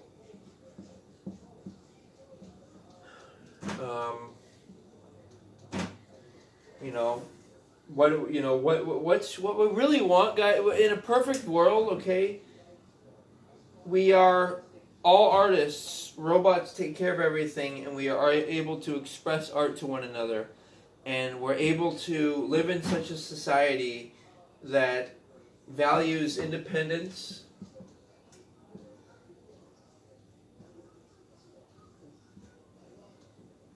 okay, and that values what should I say? Just should I say intelligence, values, like in a society, like, here's the thing, guys, like what separates, like, if in theory robots and a lot of that's taking care of our basic needs, and what actually happens, there's more time for fun and recreation, but will people take advantage of that? Will they have too many children? Like, how do you govern who gets to have children, for example? And I would argue that we want society to become better genetically, both with more appealing physical and mental traits. And so if we look at the world as a collective group of people, then we could say, okay, we could play God. We could say, okay, we want these people to have children. And we could also, it could be like a village mentality where one person cooks for 100. A village mentality where, or the robots can cook for 100 or whatever. And then one person can teach 20 and babysit, a number of kids, 10 kids, whatever. So that way, it's a more efficient way of living that allows for less stress. All right. So that's something to consider. Village mentality. But the subject here is on jobs that will be no longer. And it's not that they won't be no longer, it's just that computers and robot technology will do them instead of human beings' mental and physical efforts. Right? So, I'm going to check the commentary, guys. Let's see how we're doing. Yeah, bids, I'm just expressing myself. Thank you, Ted. So, a society that makes itself dependent on a robot loves independence. Void.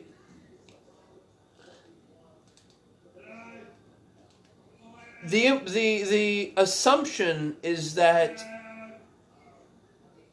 the neighbors are behaving. The assumption is that robots will be like computers and they won't have a mind of their own. Robotjobs.com, that's funny. How do I apply for the cook for the robots? Very good, guys, very good. Alright, so good push, good emoticons, and continuing on, shall we?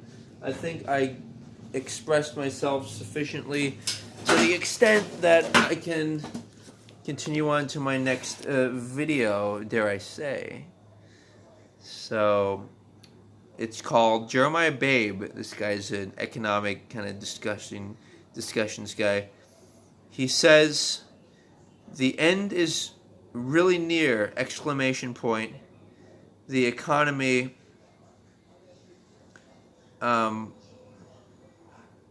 let's see here. Let me make sure this is the right video. While I have the time, Dow Jones down. Yeah, this is the right video. I think this guy is quite a smart guy. This particular video only has around 1,000 views. I really think it's one of his best and most concise representations of the issues that he describes, some of which I really do agree with. Coach, pace yourself. Alright, that's it. Don't make me play another video here. Don't make me do it, guys. I will do it. It's iPhone season at Sprint. Switching at The new iPhone 11 or iPhone 11 Pro with amazing Greg, so what's the deal? If I play any music, you can't upload the VOD? Can you be precise? Like, just give me be over conservative here. I want this VOD I want this VOD to be uploaded. Okay, well then just search, if you want to play music, then just go with copyright.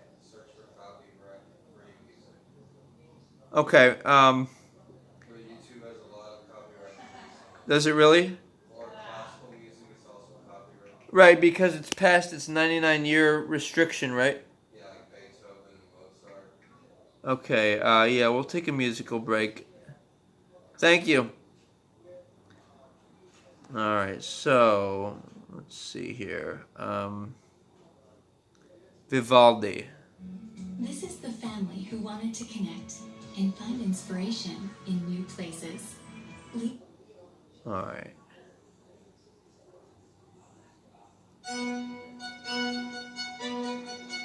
Now, I want to take you guys back for a second to perhaps the time and place that music like this was being produced. This is Vivaldi. And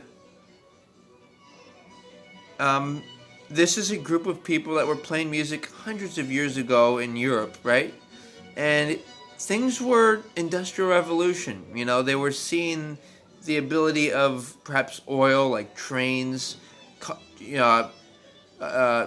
producing basic metal things like maybe simplistic cars and boats and trains, and there was this ongoing transition from, oh, we've got to toil on the farm and live out this existence, to we've got something more, ladies and gentlemen of society. We're about to experience a quality of life that only the richest people have been able to afford.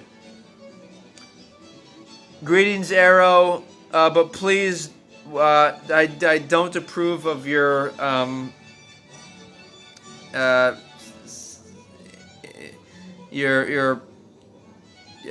suggestive commentary. Please keep it clean. So, I was going back hundreds of years, you know, before we really had fully operational society that we do have now. We have great opportunity, but what's the point of an incredible opportunity if you don't have the richness of people being real, right? But here's the magic of the future, is people can afford to be real.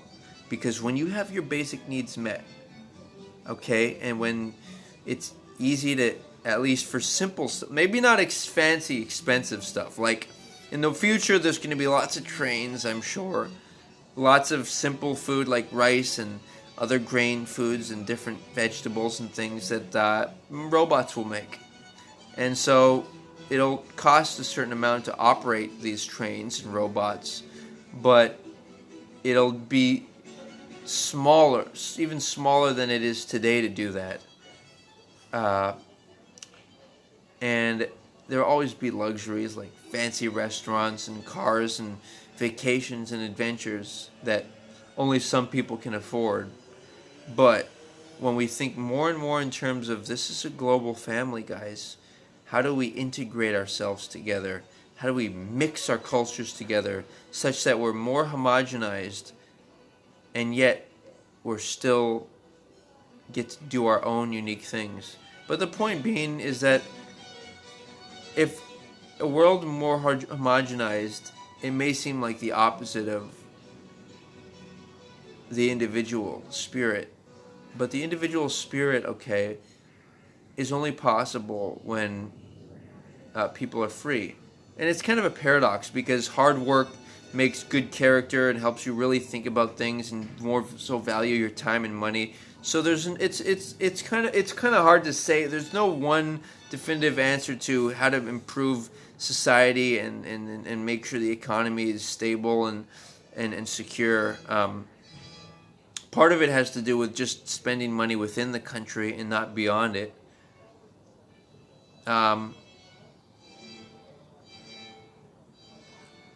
It's strange. There's so many issues at play. This guy, though, I'm going to feature, okay, soon, he's going to talk about the trade war in China. I actually want to do a preview video, so I want to do, what is the trade war a trade? What is the China trade war? trade war. Alright, so what's behind Trump's trade war with China? Impact of U.S.-China trade war felt in both. Let's see. Why isn't the U.S. winning the trade war? I don't think anyone should be winning. I would think that there would be some type of middle ground that could be achieved. Explaining the... Okay, here we go. Watch this, guys. The concern that the U.S. government, the Trump administration, has about the U.S.-China trading relationship is that we buy a lot more from them than they buy from us. So after in an average year these days, the U.S. government, the U.S. United States consumers buy about $500 billion of goods from China, whereas Chinese consumers only buy about $100 billion of goods from the United States. So it's five times as much. So if you imagine an analogous situation with students trading Pokemon cards. Let's say that you have two classes of students, and they have a sort of a long series of interactions where they are trading these cards back and forth. And let's say they do this over a few months or a year. It doesn't really matter the time frame. At the end of it, though, they've totaled them all up, and one side says, "Well, wait a minute. Look at the cards we've got. They're only worth $2." Whereas the cards you've got are only worth $10. That's not fair to us. We got the short end of the stick here. And I think that the Trump administration sees the U.S.-China trade relationship kind of in the same way. Now, most economists who look at that say that's not the way to measure two countries' trading relationships. And in fact, when we buy all those Chinese goods, we benefit from that. That's one of the benefits of trade is we got access to these goods that we wanted.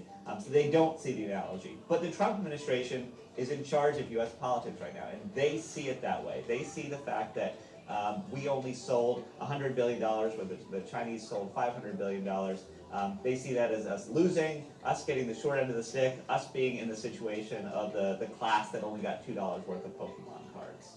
Right now we have the administration of Donald Trump, and the trade team that he has put in place has been much more aggressive about trade issues in general, including those on China. So it's not just China that they are taking on. I just wanted to pause.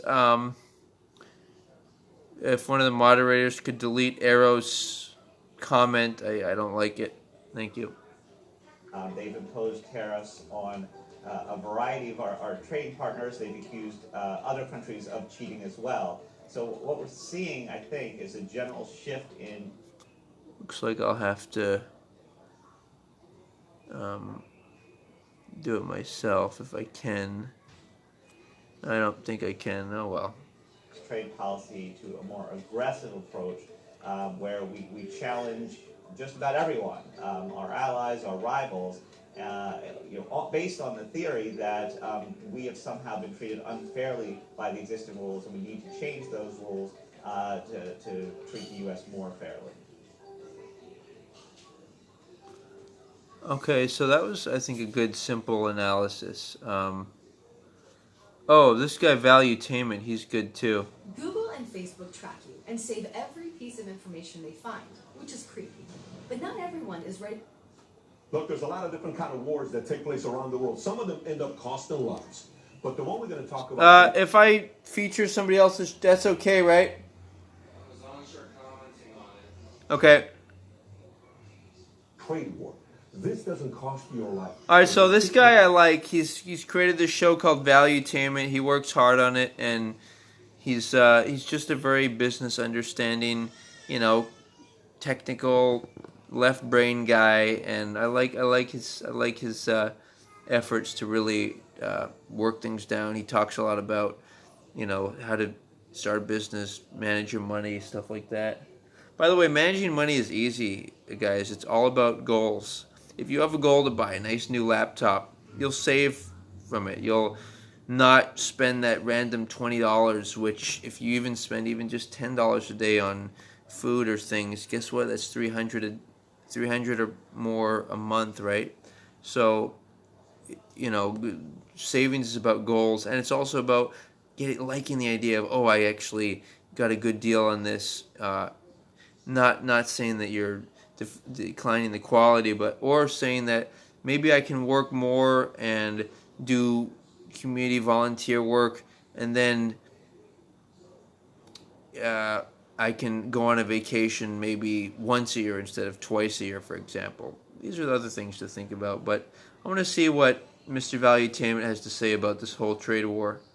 Here we go, guys. In your job and your small business, and that is the U.S.-China. Actually, I want to see the Jeremiah Babe one first because it's more volatile, and then I want to see this one. Actually, no, I want to see this one first because then we'll get a better perspective of, yeah. Trade war that is taking place. Now, having said this, in this video, we're going to go a different angle.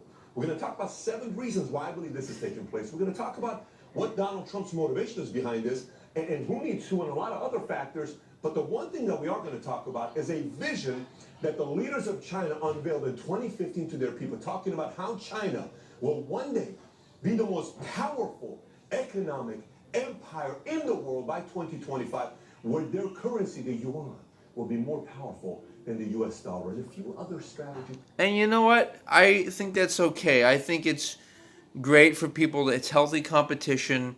The one thing we shouldn't be competing for, though, is one thing, and that is military power.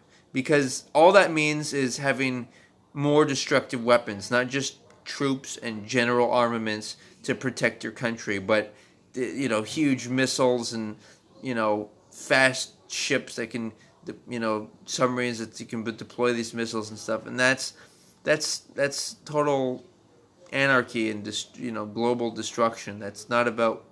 It's not weapons of war. It's weapons of, you know, evil people wanting to do genocidal acts. Not weapons of war to take out strategic positions if a country's being a threat or taking out, let's say, a military base. That may be an appropriate act of war to protect the country, you know. We're talking about nuclear weapons that destroy everything.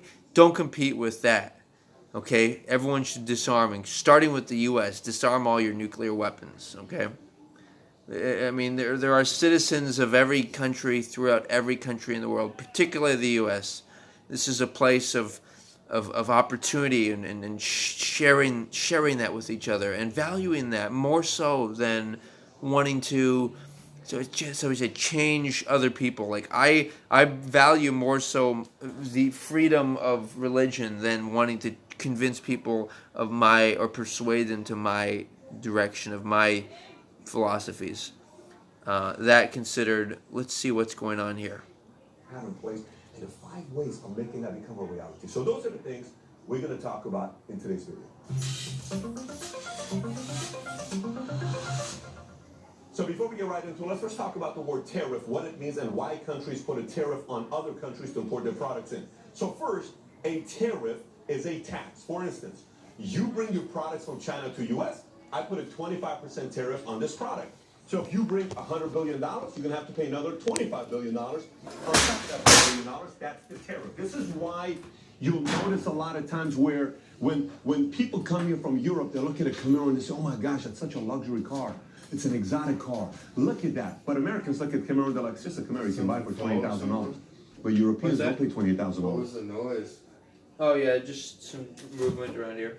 Pay $40,000 for it. Just like when Americans go to Europe and they say, cab drivers driving around a Mercedes. Cops have Mercedes. What is this all about?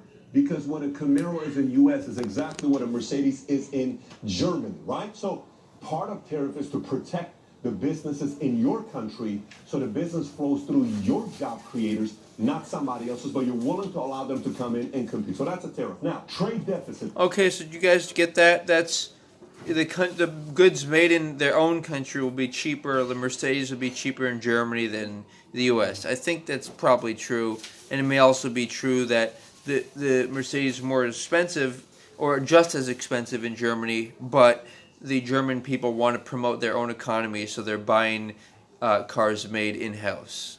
Okay. It's a trade deficit. This is where a big part of this war started taking place. Let me explain to you what a trade deficit is. And by the way, I have this idea about do we need to be more American or to support the American economy? Does one need to buy a new Ford or, Cadillac or what have you, because it's made in America? And by the way, some of these vehicles aren't even made in America, so be sure if you might think you're buying a Chevrolet American made, but double check that, all right? If it's your intention to buy American made, like I intend to buy American made myself, and it's not about, hey Fallacious, hey Sango, sorry that you're not motivated or inspired by the subject matter. I'm trying to push it along. I'm gonna get the excitement going, but like it doesn't matter how much you can afford. Just thanks, Fallacious. It's about, like, I order my contact lenses. I want to order them from an American company. Not because I'm biased against other countries, but because our economy seems to be having hard times right now. And if our economy was really strong, I might say, oh, I want to help out the economy of another country. But guess what? I'm not going to do that because and it's not even about being nationalistic or, oh, America's better. No, it's about, I live in a place which is a first world country, which has a certain currency and a certain governmental and whatnot, and I want to be conscious of taking care of the places where I'm immediately in proximity to instead of far-reaching places. That the perfect metaphor is take care of the less fortunate people on where you live before sending money to faraway places.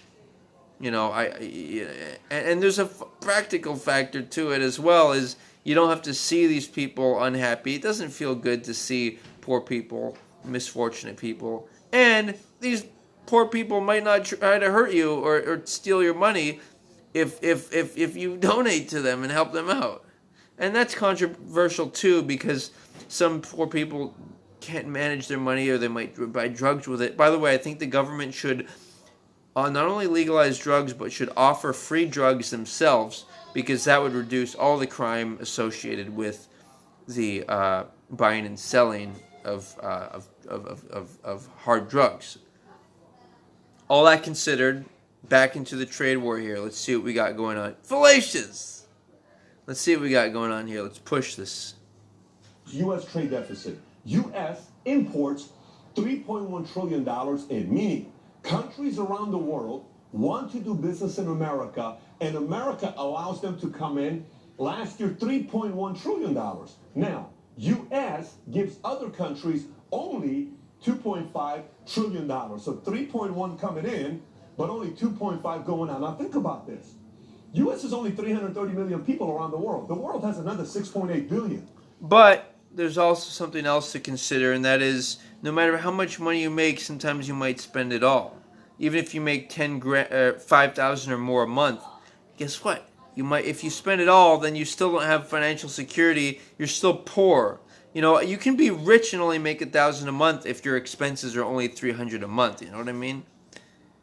Also, he's saying that we're importing about 3.1 billion, and we're exporting only 2 trillion. We're importing 3.1 trillion a year in the U.S. We're exporting only about 2.5 trillion, and the implication being that.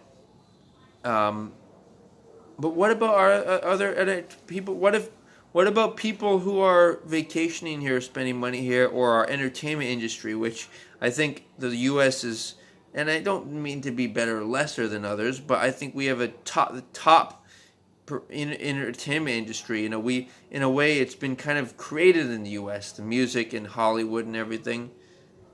But there's the same amount business being in the U.S. and out because everybody wants to be in America. So that creates a $600 billion deficit. Now, out of this $3.1 trillion that comes in, 539 is China, which is 17.3%.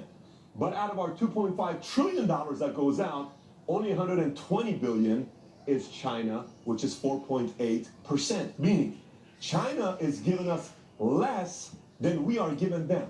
China's making more because we're allowing them to compete in America way more than we are doing in America. Somebody may say, well, it's not like they're not allowing you. They just don't have a need for you there. And you would like them to come here because of cheap labor and all this other stuff. Let me continue. The total deficit, again, 621 billion, but out of the 621, 419 is China alone, which is 67% of the deficit. 67% of the Okay, deficit. so that pretty much has everything that we need to know right there, guys. And then he's going to furthermore explain perhaps what can be done about it. This should be interesting. Maybe, like, one of my ideas would be something like, well, maybe we could sell our cars cheaply to China, like a whole bunch of cars, and then and maybe we could literally trade them, maybe our cars, for whatever we're making for them. I mean, even going beyond spending money. See, the only problem with money, even though it's kind of cool and gives you a bit of national identity and, you know, easy to play with. I mean, I can go you know, into my pocket, and I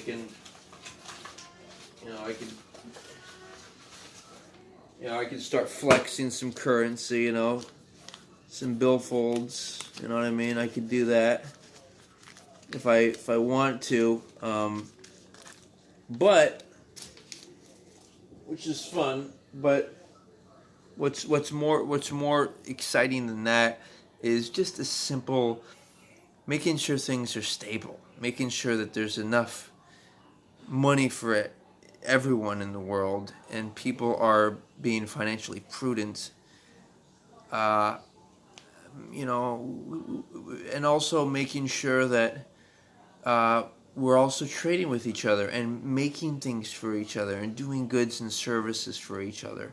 So that's a more spiritual aspect of it, guys. We want to be doing things for other people in the world, making things for them.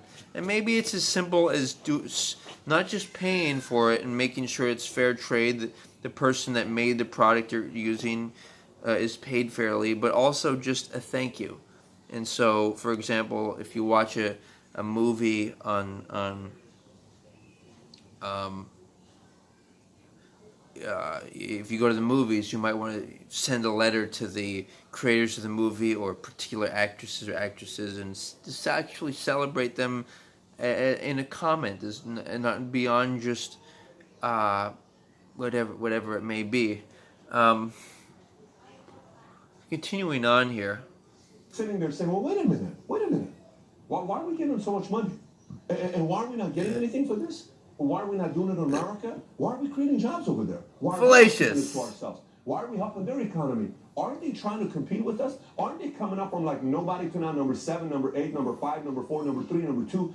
They're wanting to compete with America. What is going on over here? No. Let's find out what we produce well. We export grain, wheat, corn, soybean, meat, pork, poultry, mechanical parts like chips, different kind of things. China exports electronic parts, wooden furniture, aluminum car parts, fashion accessories like the handbags, seafood. That's what we're looking at. Okay. I want to replay that again, guys. That was important. Thank you, Acid. Push it. Not keeping this to ourselves. Why are we helping their economy? Aren't they trying to compete with us? Aren't they coming up from like nobody to now number 7, number 8, number 5, number 4, number 3, number 2? They're wanting to compete with America. What is going on over here? No. Let's find out what we produce well. We export grain, wheat, corn, soybean, meat, pork, poultry, mechanical parts like chips, different kind of things.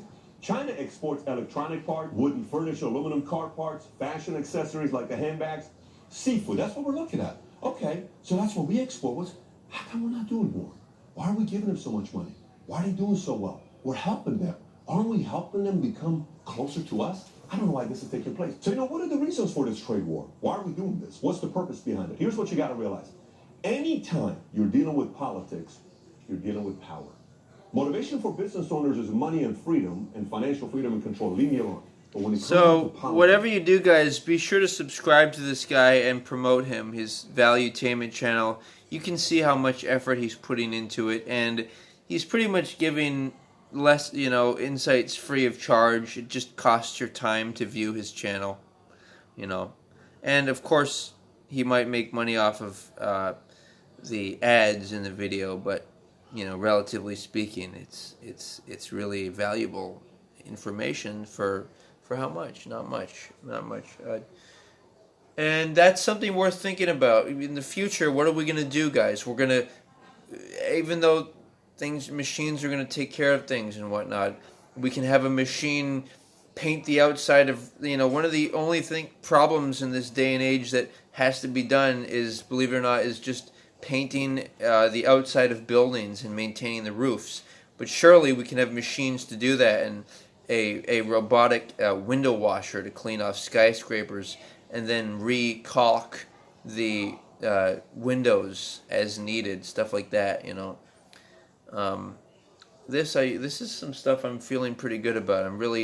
I hope you guys are enjoying this exposure to this economic videos I'm sharing, and after this one I've got a more exciting one that's gonna, and then I'm gonna delve into my notes. I mean, we're pushing it here, guys. We're out here, man. We are here.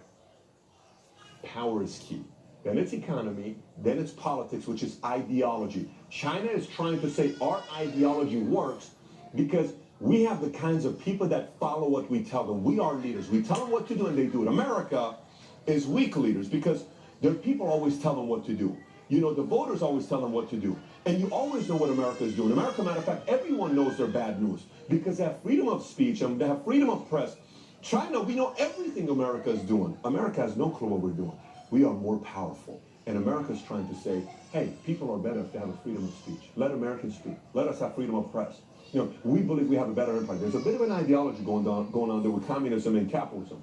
They have obviously competition. Everybody's competing. Okay, so that was an impressive. I mean, this video. I'm probably gonna listen to this video another 20 times. I'm really pleased with his breakdown here. I hope you guys are also enjoying it. The reasons for the trade war and why it's actually called a full-on trade war instead of just, well, these people import less than we import from them. It's more complicated than that, Money, you got market, you got control. Now, all that being said and done, what's President Trump's motivation? Some people are saying, why did he all of a sudden start picking on China? It's not a new thing. In 2014, when President Trump wasn't President Trump, he was Donald Trump, a.k.a. Apprentice, you're fired. Here's what he tweeted in May of 2014. Remember, China is not a friend of the United States. Look at how many likes this tweet got. And it was only retweeted 345 times. You know what that means? Nobody was really paying attention to what he was saying about politics back then. But this China thing is not a new thing with President Trump. He's been thinking about this for a while. So now, what is he wanting to do? What's his motivation behind this? What is he doing? Is it the fact that he wants to keep manufacturing jobs in the U.S.? Is that what it is? Is it the fact that he wants to reduce the U.S.-China trade deficit? Maybe he wants that 419 to go lower? Is it the fact that he still wants to keep U.S. as a dominant power, doesn't want to give anybody else a shot? Maybe it's the fact that he's trying to get U.S. out of debt, because U.S. owes China $1.13 trillion of debt, and it used to be $1.3 trillion in 2013, and it's $1.13 trillion. Maybe this is a way for him to learn to get out of this debt, because he's used to eliminating debt. They used to owe $1 billion to a bank, and this is maybe his comfort zone. It's like, I'm okay with this. I can handle things like this. Maybe it's him bullying the bully. A lot of people are afraid of China. A lot of people are saying, well, I'm not going to say anything because we need them. We need them. We need them. There's only one country that maybe doesn't need China, that maybe China needs more than they need them. And he's like, well, my position, I'm going to get out and say something about this. And I'm going to bully the bully. Maybe that's what it is. Or maybe it is the vision that China launched back in 2015 to their people called Made in China 2025. And here's what Made in China 2025 was. Some may say this is brilliant. Some may say it's manipulative. But all I can tell you is this 100% benefits China more than anybody else. So part one of the 5-point game plan is setting explicit targets. Here's what that means. Chinese government is pressuring private companies to adjust their vision to China's 2025 vision. So saying, here's what we're doing. We would like you to do anything you do with your company to help us reach this vision as a whole. Which some may say, okay, that's cool. That's a visionary. Somebody else says, why are you pressuring us? Why are you making us do, maybe you want to do something else, but that's what China is doing. Number two, providing subsidies, $300 billion investments. This is going to be very low interest rate loans, whatever they can do to help these businesses grow. We're talking $300 billion of China's going to lend, give, invest into private companies, right? Number three, is foreign investment and acquisitions. Government is encouraging companies to invest into All right, I don't know if you guys know this, but Greg, is that true that China owns the NBA? There are more fans in China. There's more NBA fans in China than people there. Are you kidding me? Yeah, there's over 300. There's like 500 million NBA fans in China. No, that can't be because that would be half of the population there. Yeah. Look up the actual stats, and if you could, and see if China owns the business of the NBA. They don't own it. Hey, Renee. Thank you. Ooh, wow, that's a cool name. Oh, so you got triggered. That's a good one. What do you think, Greg? What? What do you think about my questions? Could you figure it out? Well, I can't really look it up. I'm in the process of making a video. Oh yeah, you're working on that. Okay. But I know from recent news stories that's what they said. They said that there's more NBA fans in China than people. Interesting. Yeah. Well, whatever the case is, to my knowledge, well, this other video will explain it. This guy Jeremiah Babe, Renee, I'm just doing a breakdown on these economic issues at hand, both locally and globally, and here we go. The firms to gain access to their technology. Well, what do you mean? Well, we want you to go buy and invest into semiconductor companies in the U.S. So we find out exactly what they're doing with their technology. And you know how much they put in 2016? $45 billion into U.S. companies. And they invest in, like, oh, this is what they do. Let's do this in China. Oh my gosh, this is what they do. Let's do this in China. That's the third one. Point number 4 is mobilizing state-backed companies. What does that mean? State-backed, meaning companies that are owned by the government. This is kind of like, CIA investing into Facebook. I mean, imagine if that happened to America. CIA is wanting Facebook to do better because they get all the data because that's where all your information is. That's one of their game plans. And last but not least, point number 5, which is probably the one that's concerning the most people. EU's not happy about this. Central America's not happy about this. Brazil's not happy about this. Middle East is not happy. A lot of people are not happy about this. Here's what it is. Number 5, forced transfer agreement. Here's what this means. If you choose to do business in China, they are forcing you to share all your trade secrets with them. All. You're Boeing, you want to go to China, you want to do business out there, guess what, Boeing? Share all your trade secrets with us, then we're going to go design our own Boeing. That's what China is doing. And this right here got a lot of people concerned. A lot of people say, wait a minute, that's not fair. You can come and do business in our country. We don't ask you to do all this stuff. You can come do business here, but if I want to go do business in China, I have to share with you all my trade secrets? Yes, that's the game plan. Why are they doing this? Here's why. U.S. is good at ideas and innovation. U.S. is good at free market competition. They don't mind competition. They want new companies coming out there competing with the rest of them. U.S. is good at technology. China, on the other end, they're good at cheap labor, very cheap labor. You hear a lot of these videos and these stories about what it takes and how hard kids work and how much money they're making per day, but they're good at cheap labor. And a lot of people say, wait a minute, if I can get somebody to work with me for $5 a day, here you go. They're good at copying. You hear a lot of times, here's Nike, well, you got another one made in, China's version that says Nike or whatever it's called, but it's a similar kind of a whoosh. They're very good at copying products, right? But they're also very good at manufacturing. So it's kind of like they're good at copying, but they're good at manufacturing. So maybe we need them. Why are you doing this? Well, they find out about a product, they unpack the product, then they make the same exact product for a fifth of the price. We're not helping ourselves. What is going on over here, right? So U.S. knows this is taking place, and this is why it's leading us to who is this hurting the most. A lot of people are concerned. I think this is hurting a lot of people. Well, who's hurting it the most? Who's taking the biggest hit? We were saying other foreign relationships. Some of these tariffs that Trump imposed on other countries, immediately Brazil came out, wait a minute, that tariff you put on China is hurting us. Then Trump came out and said, okay, this tariff excludes Brazil. Then Brazil took their tariff down. U.S. put a tariff on China about certain products. Canada and Mexico came back and said, wait a minute, this is hurting us. We are threatening to put an impose to U.S. on such and such product that you import to us. Then Trump's like, okay, this tariff is only China, right? So a part of this is also hurting relationships with other countries. Number two, it's hurting the small business owner. A lot of these small business owners are relying on buying a product for a certain price and selling it for retail to make money. Wait a minute, I'm having to pay more. I'm having to spend more. I'm not making the same kind of profits. Number three, farmers in U.S., just between January to March, 2 months, 3 months, farmers in U.S. lost $11.8 billion in 3 months. Farmers. By the way, in I believe it's Illinois, Wisconsin, and Indiana, highest rate of bankruptcies in the last decade in those areas. They are taking a big hit, and obviously consumers are also taking a big hit. And you hear the whole thing. Well, it's short-term pain for long-term gain. This is why we're doing this, because we're gonna have long-term gain. No one really knows this. We are currently in the short-term pain process. We're not yet in the long-term gain process. So having said, all right, so we've got another 5 minutes on this. Thank you, Triggered, for the comment. I'm not sure who Joey Salads is. Whatever the case is, guys, I hope you guys are enjoying this. He's truly trying to explain the whole trade war, and he's doing a good job at it, all right? A minute, Pat. What about this fact that, what if China realizes that, hey, if you want to play this game with us, don't you owe us $1.13 trillion? What if China sells their debt? What happens there?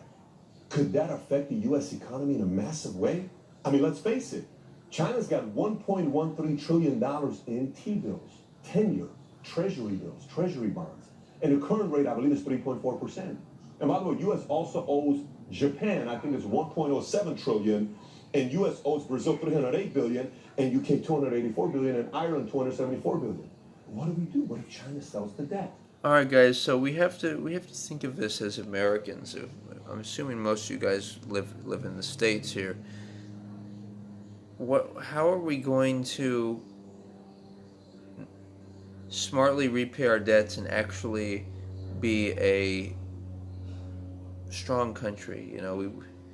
At least so we're even. Not that we're trying to compete or outdo anyone, but just not to have debts. And I'm gonna further look into these. Like, what are these debts associated with? How, what did we buy from these countries? Like it says, Japan, we owe them $1 trillion. Like, what did we buy from them that is so, and so things improve, guys. Things improve because there are multi-ethnic families where people are coming closer together, and varieties of people are connecting with each other, not just different mixed ethnicity marriages, but cultures are mixing and everything. But continuing on here, guys. What if they do? Here's what happens if China sells the debt. What happened in 2008? The massive market crash that we faced in 2008 in the U.S., where the market tanked nearly 40% in a year. I'll never forget that. I'm in the financial industry. I'm a Series 7 financial advisor. Sincerely, boom, 38%. Clients calling. As bad as that was, it's going to be worse if China does this. And you know who affects the most if this happens? China. China's going to take the biggest hit. China will be one of the ones that takes the biggest hit in this. Why will China take the biggest hit? Because remember, if that happens, what are they going to do with this? This is a big part of the economy, $539.5 billion. So now you're listening to this and you say, well, Pat, who needs two more? Who needs two more? I mean, U.S. relies on the cheap labor. Let's face it, we need them. And China kind of relies on us for our U.S. goods. They need us, but who needs more? So here's the part that President Trump is used to. If there's one thing President Trump is used to, he knows negotiation and he knows leverage. This is what I mean. He may not be the most, likable guy out there in the world. Not a lot of people like this guy. And it's for obvious reasons. He goes after people hardcore, but he knows leverage. What do I mean by leverage? He knows these guys need it. I mean, one time President Trump owed $1 billion to the bank, and somebody asked him and says, aren't you worried that you owe the bank $1 billion? He says, why should I be worried? The bank should be worried. I have their $1 billion. They're the ones that should be worried. So he realizes China should be worried. They have our 1.1. We have their $1.13 trillion.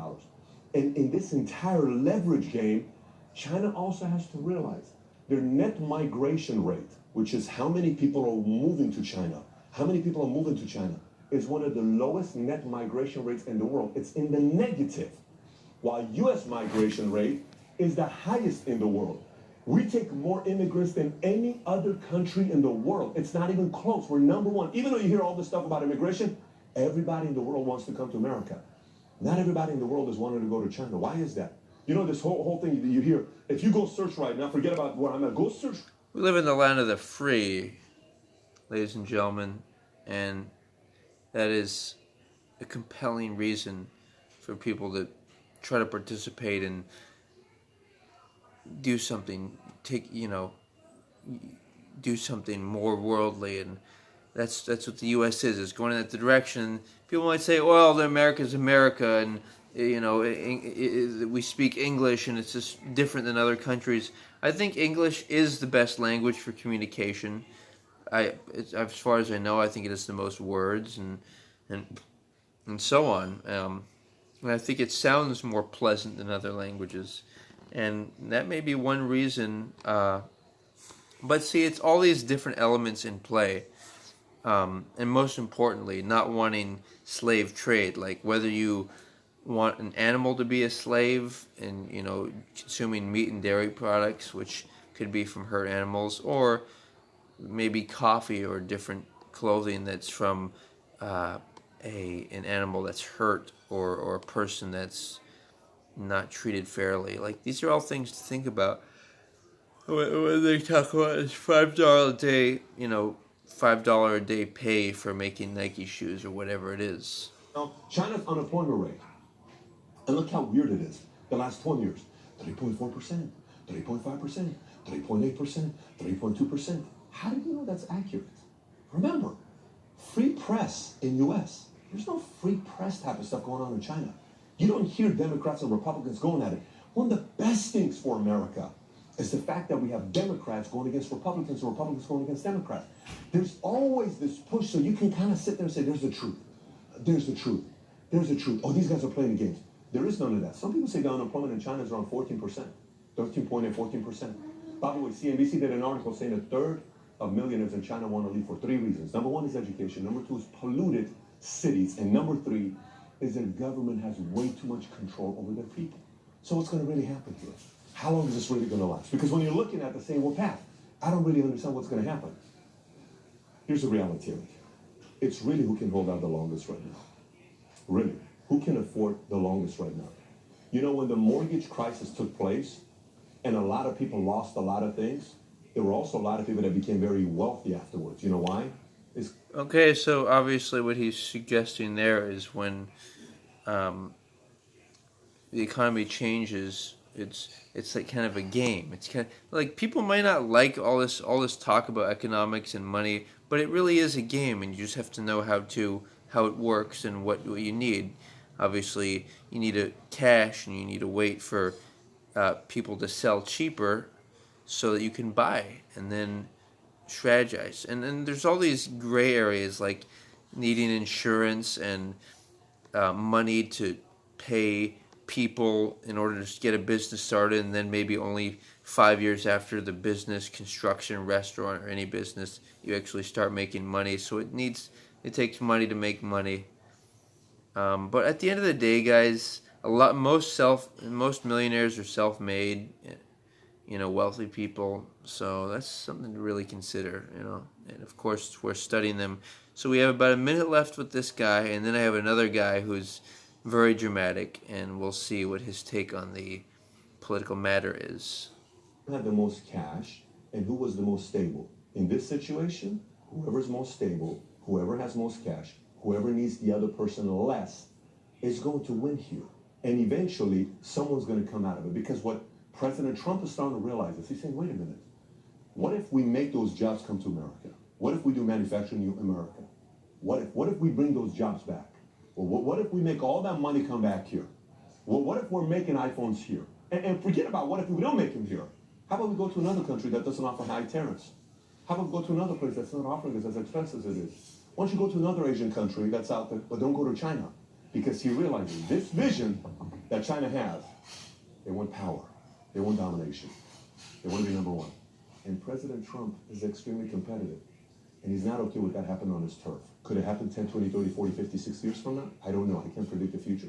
What I can tell you is this trade war that's going on, it's all about leverage. And whoever has the most leverage is probably going to end up winning at the end. And I don't know who it's going to be. But for this situation as we're looking at, we can tell who has the leverage. So having said that, if you watch this video and you're kind of worried about a possible market crash, I got another video I want you to watch. It's called The Next Market Crash and 8 Ways to Prepare for It. Here's a thumbnail. If you haven't watched it, click on it to go watch. We'll put a link below as well. If you haven't subscribed to the channel, please do so. And if you got any thoughts or questions, comment below. Thanks for watching, everybody. Take care. Bye-bye. So yeah, that's a really cool guy, Valuetainment, Mr. Patrick. Boober, you're suggesting that if you come up with a new tech or some idea, you can become wealthy. Very true. All right, Mr. G, is it true that Elon Musk bought Fortnite and can shut it down? No, it was just a joke. Okay. Alright, next we're going to watch this guy, Richard, what's the guy's name? Jeremiah Babe. And he's going to do a follow-up on everything I just talked to you about here, guys. You ready? Here we go, guys.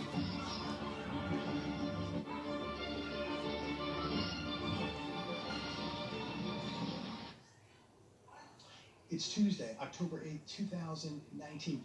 Making a quick video today. I've got to get out of here. I've got to take care of some business, but I wanted to check in with everybody, and I wanted to touch on a few topics while I have the time. Dow Jones down 313 points today. Optimism around the upcoming talks this Thursday in Washington, D.C. with China. The optimism is fading. This president now is blacklisting companies. Here on CNBC article, Department of Commerce added 28 new companies and agencies to its running blacklist of Chinese firms banned from doing business in the U.S. So as I said yesterday, this president must start playing hardball. He's got to stop worrying about the stock market. He's going to have to stop worrying about the economy if he plans on defeating China in this trade war. And what's really sad is, as I said in the opening, things are escalating with China in this trade war. Things are escalating right here in America. Major division. Now this talk of impeachment getting more and more serious, and it cannot be helping this country in any way, especially when we're in the middle of a trade war, when we know that the real economy is suffering. So many things happening. I don't see how an impeachment is going to benefit the country. What it will do is it will divide the country even more, and it is going to cause serious problems on the streets of America if they attempt to impeach this president. If something happens, expect to see very serious things happening here in America. All this talk is doing right now is escalating things. It's dividing things. I don't want to see any president fail, because if this president fails, America fails. I mean, this guy has got so much on his plate. He's trying to get this economy going. Many people will say, well, why doesn't he just tell people the truth? If this president told you the truth about what's really happening with this economy right now, the markets would collapse instantly. Global markets would collapse instantly. Look, I want you to think about what he's just saying. If the president or the White House made an official formal blah blah blah, the government blah blah blah. That's just like saying if the government made a formal announcement of the presence of UFOs. Don't put all your faith and confidence in the government or doctors or anyone. Nobody's an authority. We're all imperfect and limited, and be your own authority. Derive your own conclusions, do your own cross-referencing, independent research, investigations on things, And don't hope for other people to tell you the truth. If somebody's not being honest with you, you should discover and discern that. If they're trying to manipulate that, be perceptive of that. And in this instance, if they're saying whatever the economy, blah blah blah, investigate it for yourself. Look into it. Or hate him. If this president fails, the country fails. If he comes out and tells you the truth that we all know that the economy is doing horribly, that there are bad people in Washington right now doing everything they can to make sure that they disrupt and destroy and bring this economy down, just to blame him for it. One thing I can say is this man is trying to get this economy going. He's trying to create jobs. He's the only president in my lifetime that's actually stood up to China. So love him or hate him, just remember the ramification future. They're greedy.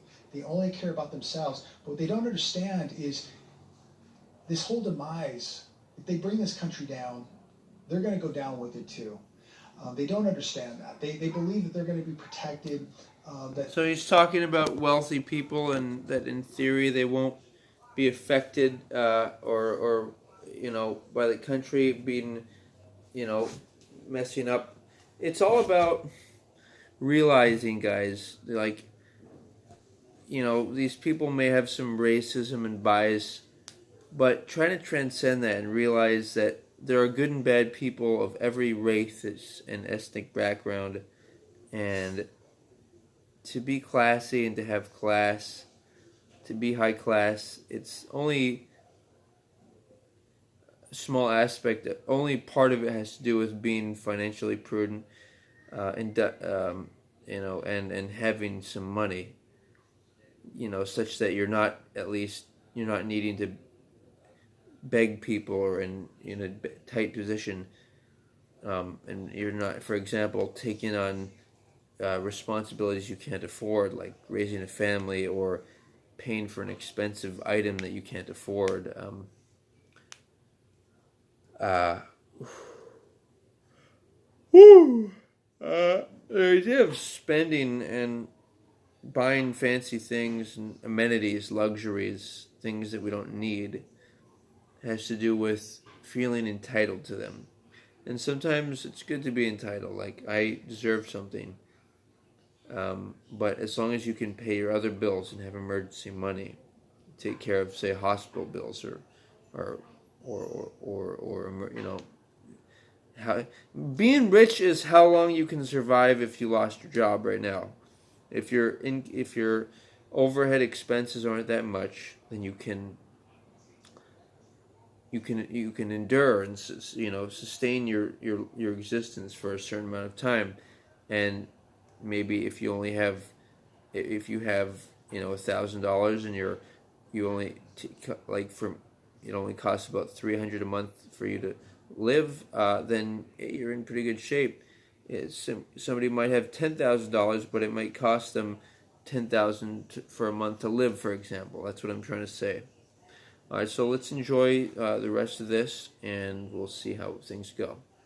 Nothing's going to happen to them. If they bring this country down, they're going to go down with it also. We talk about the market today. Again, Dow Jones down with this fading optimism. Yet I think we put so much emphasis on what's happening with this trade war with China.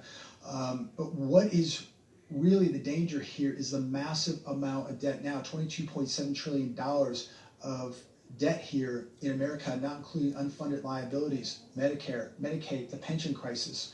What's holding up the market? Hey, Beaster. Trillions of dollars of corporate buybacks and the Fed. This is the only thing holding these markets. Okay, what he means by corporate buybacks is that corporations buy their own stocks to make it look like other people are buying their stocks, so it looks like they're doing well.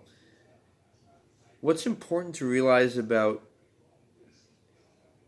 products and services is that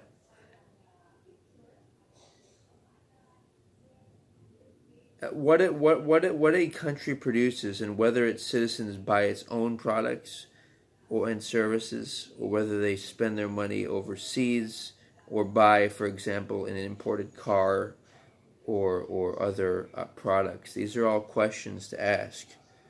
You know, and ultimately, like I was saying earlier, really what life is about is it's about doing things for other people and and creating things for other people. And yeah, Beaster, I'm reviewing economic matters and trying to get to the root causes of poverty and financial imposition at a small scale and at a global scale.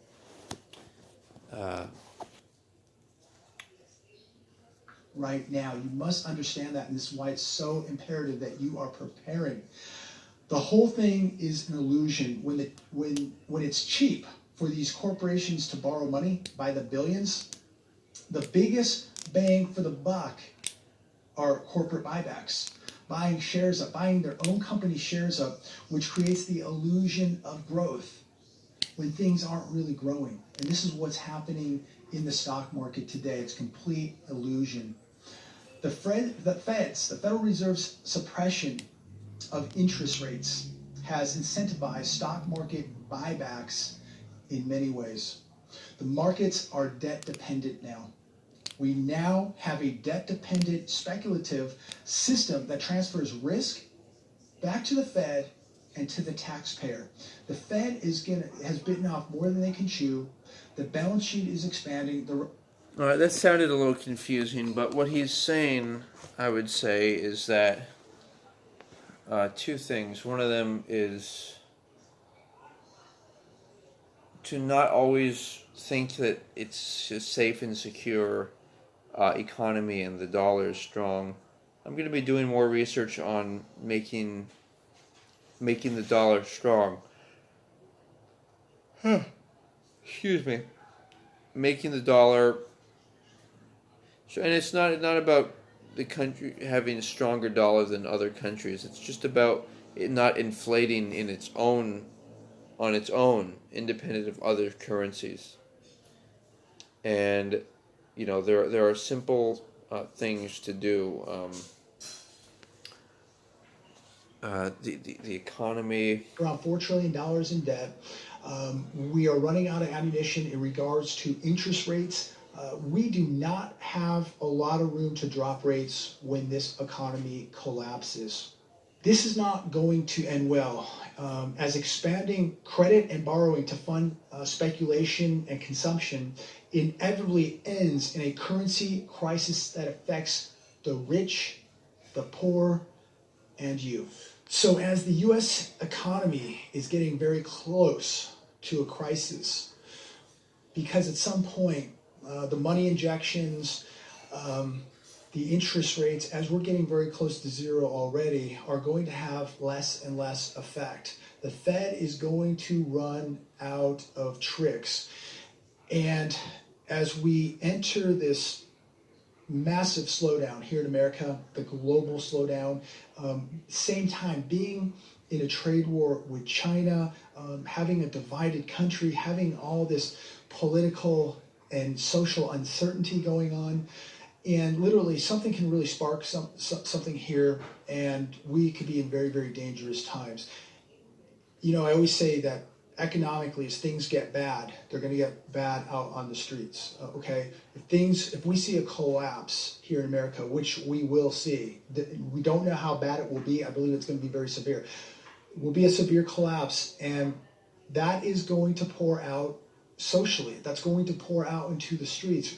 You're going to see crime rise. You're going to see people become even more divided. You're going to see people become hateful. They're going to resent when their pensions fall apart, when they start getting major pension cuts, or when the pension crisis hits and some people have no pension. People's lifestyle is going to change overnight. And right now, people are eating, they're drinking, they're watching football, and everything is okay. The EBT checks are showing up. The federal subsidies are showing up. The minute that ends is the minute you're going to see a different America. China strongly urges U.S. to remove sanctions and stop accusing it of human rights violations. And also, let's not forget the animal abuse violations in China, how they eat dogs, cook them alive, butcher them alive. I'm not gay. Houston Rockets GM Daryl Morey, I believe that's his name, supported the Hong Kong protests, and China didn't like that. China will not show NBA preseason games now, and it's amazing how much power. So yeah, thanks for tuning in. This is, I think, important if you want to be practical. And this isn't about being, oh, I'm Mr. American great guy. This is about just, I live in a certain country and I want to be responsible and considerate about what's going on. And apparently now he's going to talk about how China seems to have some type of financial or otherwise business or other influences in both the NFL and the NBA. And my contention would be, well, those are only sports games, and it's kind of like he says Hollywood as well. Well, it's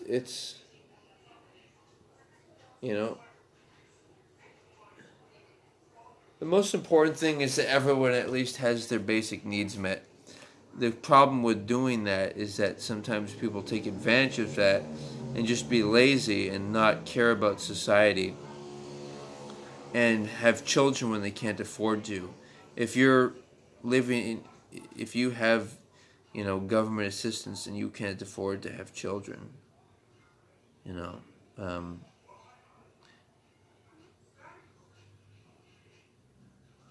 so things to consider. And yet now the NBA is choosing money over democracy. Money over. So he's saying that they're choosing to, some of the NBA officials or authorities are choosing to be okay with China doing what it wants as far as the NBA is concerned. And the other one of the people was saying that we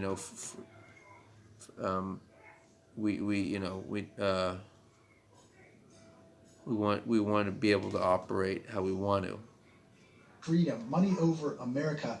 The NBA is a sellout. They're selling you out. They're selling America out. And as far as I'm concerned, now, just like the NFL, I will never watch another NBA game. It is time for every one of you to start picking a side, drawing a line in the sand. Are you for this country or are you against it? Are you going to support people who are supporting a communist regime, selling you out to sell NBA tickets, to sell basketball games to communist China? Why isn't anybody standing up for this GM, for what he said? Why isn't anybody standing up for America? Well, you have the right to free speech, but be ready to suffer the consequences. Why didn't Adam Silver back up America? Why didn't he back up Hong Kong? Because apparently he's a sellout, and they're looking at the money, and they're looking at China as the future. And let me tell you, as soon as they're making more money in China than they are here in the U.S., they will forget about you altogether. They go where the money is going to be spent, and where your time is going to be spent. This is very dangerous. And when I see this happening, it makes me very, very uncomfortable. How much power we're now seeing China exercising right here in our own country. Zero hedge today. Stocks plunge, gold spikes as the president goes nuclear. And I really hope he doesn't lay off the pedal here. He needs to go mega nuclear now. We're either in this trade war to win it or we're not. And I really pray to God that this president really goes after China. I really pray that he goes after this deep state and the people who are causing so much division and hate here in America. 76% of all businesses have experienced a cyber attack in the past year. Remember that. How safe is your money? How safe is the grid? How safe is the entire system, the economic system? How safe is the U.S. grid when we start looking at the amount of cyber attacks happening here in America. Again, this is why you must be your own central bank. Make sure that you're not keeping too much cash in the banks. These banks are broke. Continued injections we see what's happening with the cyber attacks. It's another reminder. Bank doesn't keep all the depositor money in that bank at one time. If people deposit 20,000 working, people are doing what they do. Don't be fooled. Don't be deceived by what you see on the outside. Things inside, the foundation is rotting and decaying, and this whole house of cards is going to come down. Nobody knows when, but it is running on borrowed time. The question is, are you prepared to deal with what's going to be coming when this whole thing comes crashing down? God bless every one of you. Have a great day. All right, so yeah, it was good. That was good. I'm glad for your being able to check out my efforts. Wanted to share a couple of notes before concluding here, but I think you guys get the idea. There's stuff to be aware of. Realize that there are things going on. Realize that maybe we don't, sports and spending on all types of things aren't necessary, or different things, whatever you spend on. Just think about feeling good about, oh, I'm financially strong. Oh, I'm rich because I could live this many months into the future without, needing a job. Position yourself so you can do the things you want in life, whatever that may be. Improve the world, start a business, write a book like Mr. G is doing. You just need to know what you can afford.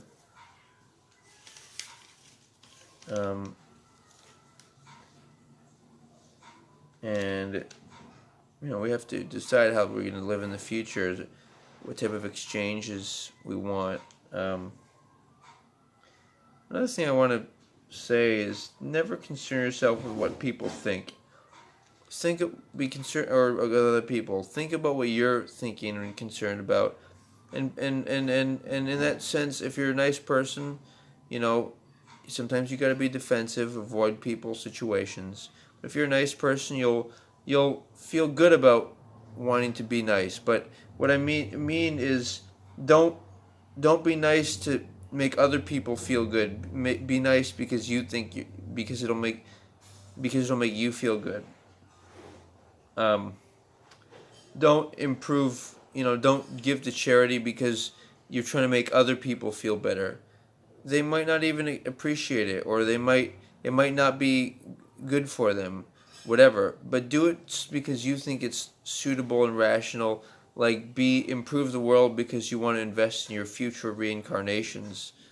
The next time you reincarnate 100 years from now, you want it to be nicer, especially in maybe poor countries. If you incarnate in a poor country, you want it to be better because of your efforts in this lifetime. So the question is, what constitutes work? What will people pay for? What can you charge? All these things. This is all economics, at home and abroad. What can you pay people? Can you afford to pass by a dollar flying on the ground? Do you need that dollar? Do you need to pay people? Can you afford to delegate responsibility and pay people to do things in your business? Remember, I always work with people, not for them. Work with people, not for them. All right? Know how to be your own supervisor. Know what it means to be a good supervisor. Placate, tolerate, and pretend when you need to, not when you don't. Choose to be classy and formal when you have a choice. I like to wear a nice ring. That's my purity ring. And always ask what ground you're standing on. Alright, ask, are you on U.S. soil? Then maybe be considerate and try to improve that economy. Are you in somebody else's house? Is that person potentially bad or manipulative? Are you in somebody else's car? Are you at somebody else's party? Or are they the host of an invitation that you took upon to invite to go somewhere. Think about all these things, and you know, I want to say aloha, and hey, you know, keep on cashing those checks, but make sure you're doing good with it, guys. All right, be good, and you know. You wrapping it up there? I am. Okay, I can go in there and raid somebody from over here. Oh, that sounds fun. Remember to switch it to an Independence We Trust, and what else? Yeah, let's feel good about where we are, guys. All right, let's celebrate the efforts of the past, and here we go. We're about to boost everyone. If you guys want to check out another channel, raid another channel, I think that would be fun. Yeah, we're gonna raid Kiara Kitty. We are? Yeah, then I'm gonna rob JR for his $100. I don't know if she'll notice, but everybody say hi to Kiara Kitty. I stopped kind of talking to her on Twitter or whatever. But, What do you mean, really? But anyways, I still follow her and everything. But All just right, say all hi, right. and Sounds good. I'll talk to you guys later. We'll see you guys tomorrow. Aloha, mahalo. All right, aloha, guys. Fun show. Thanks for tuning in.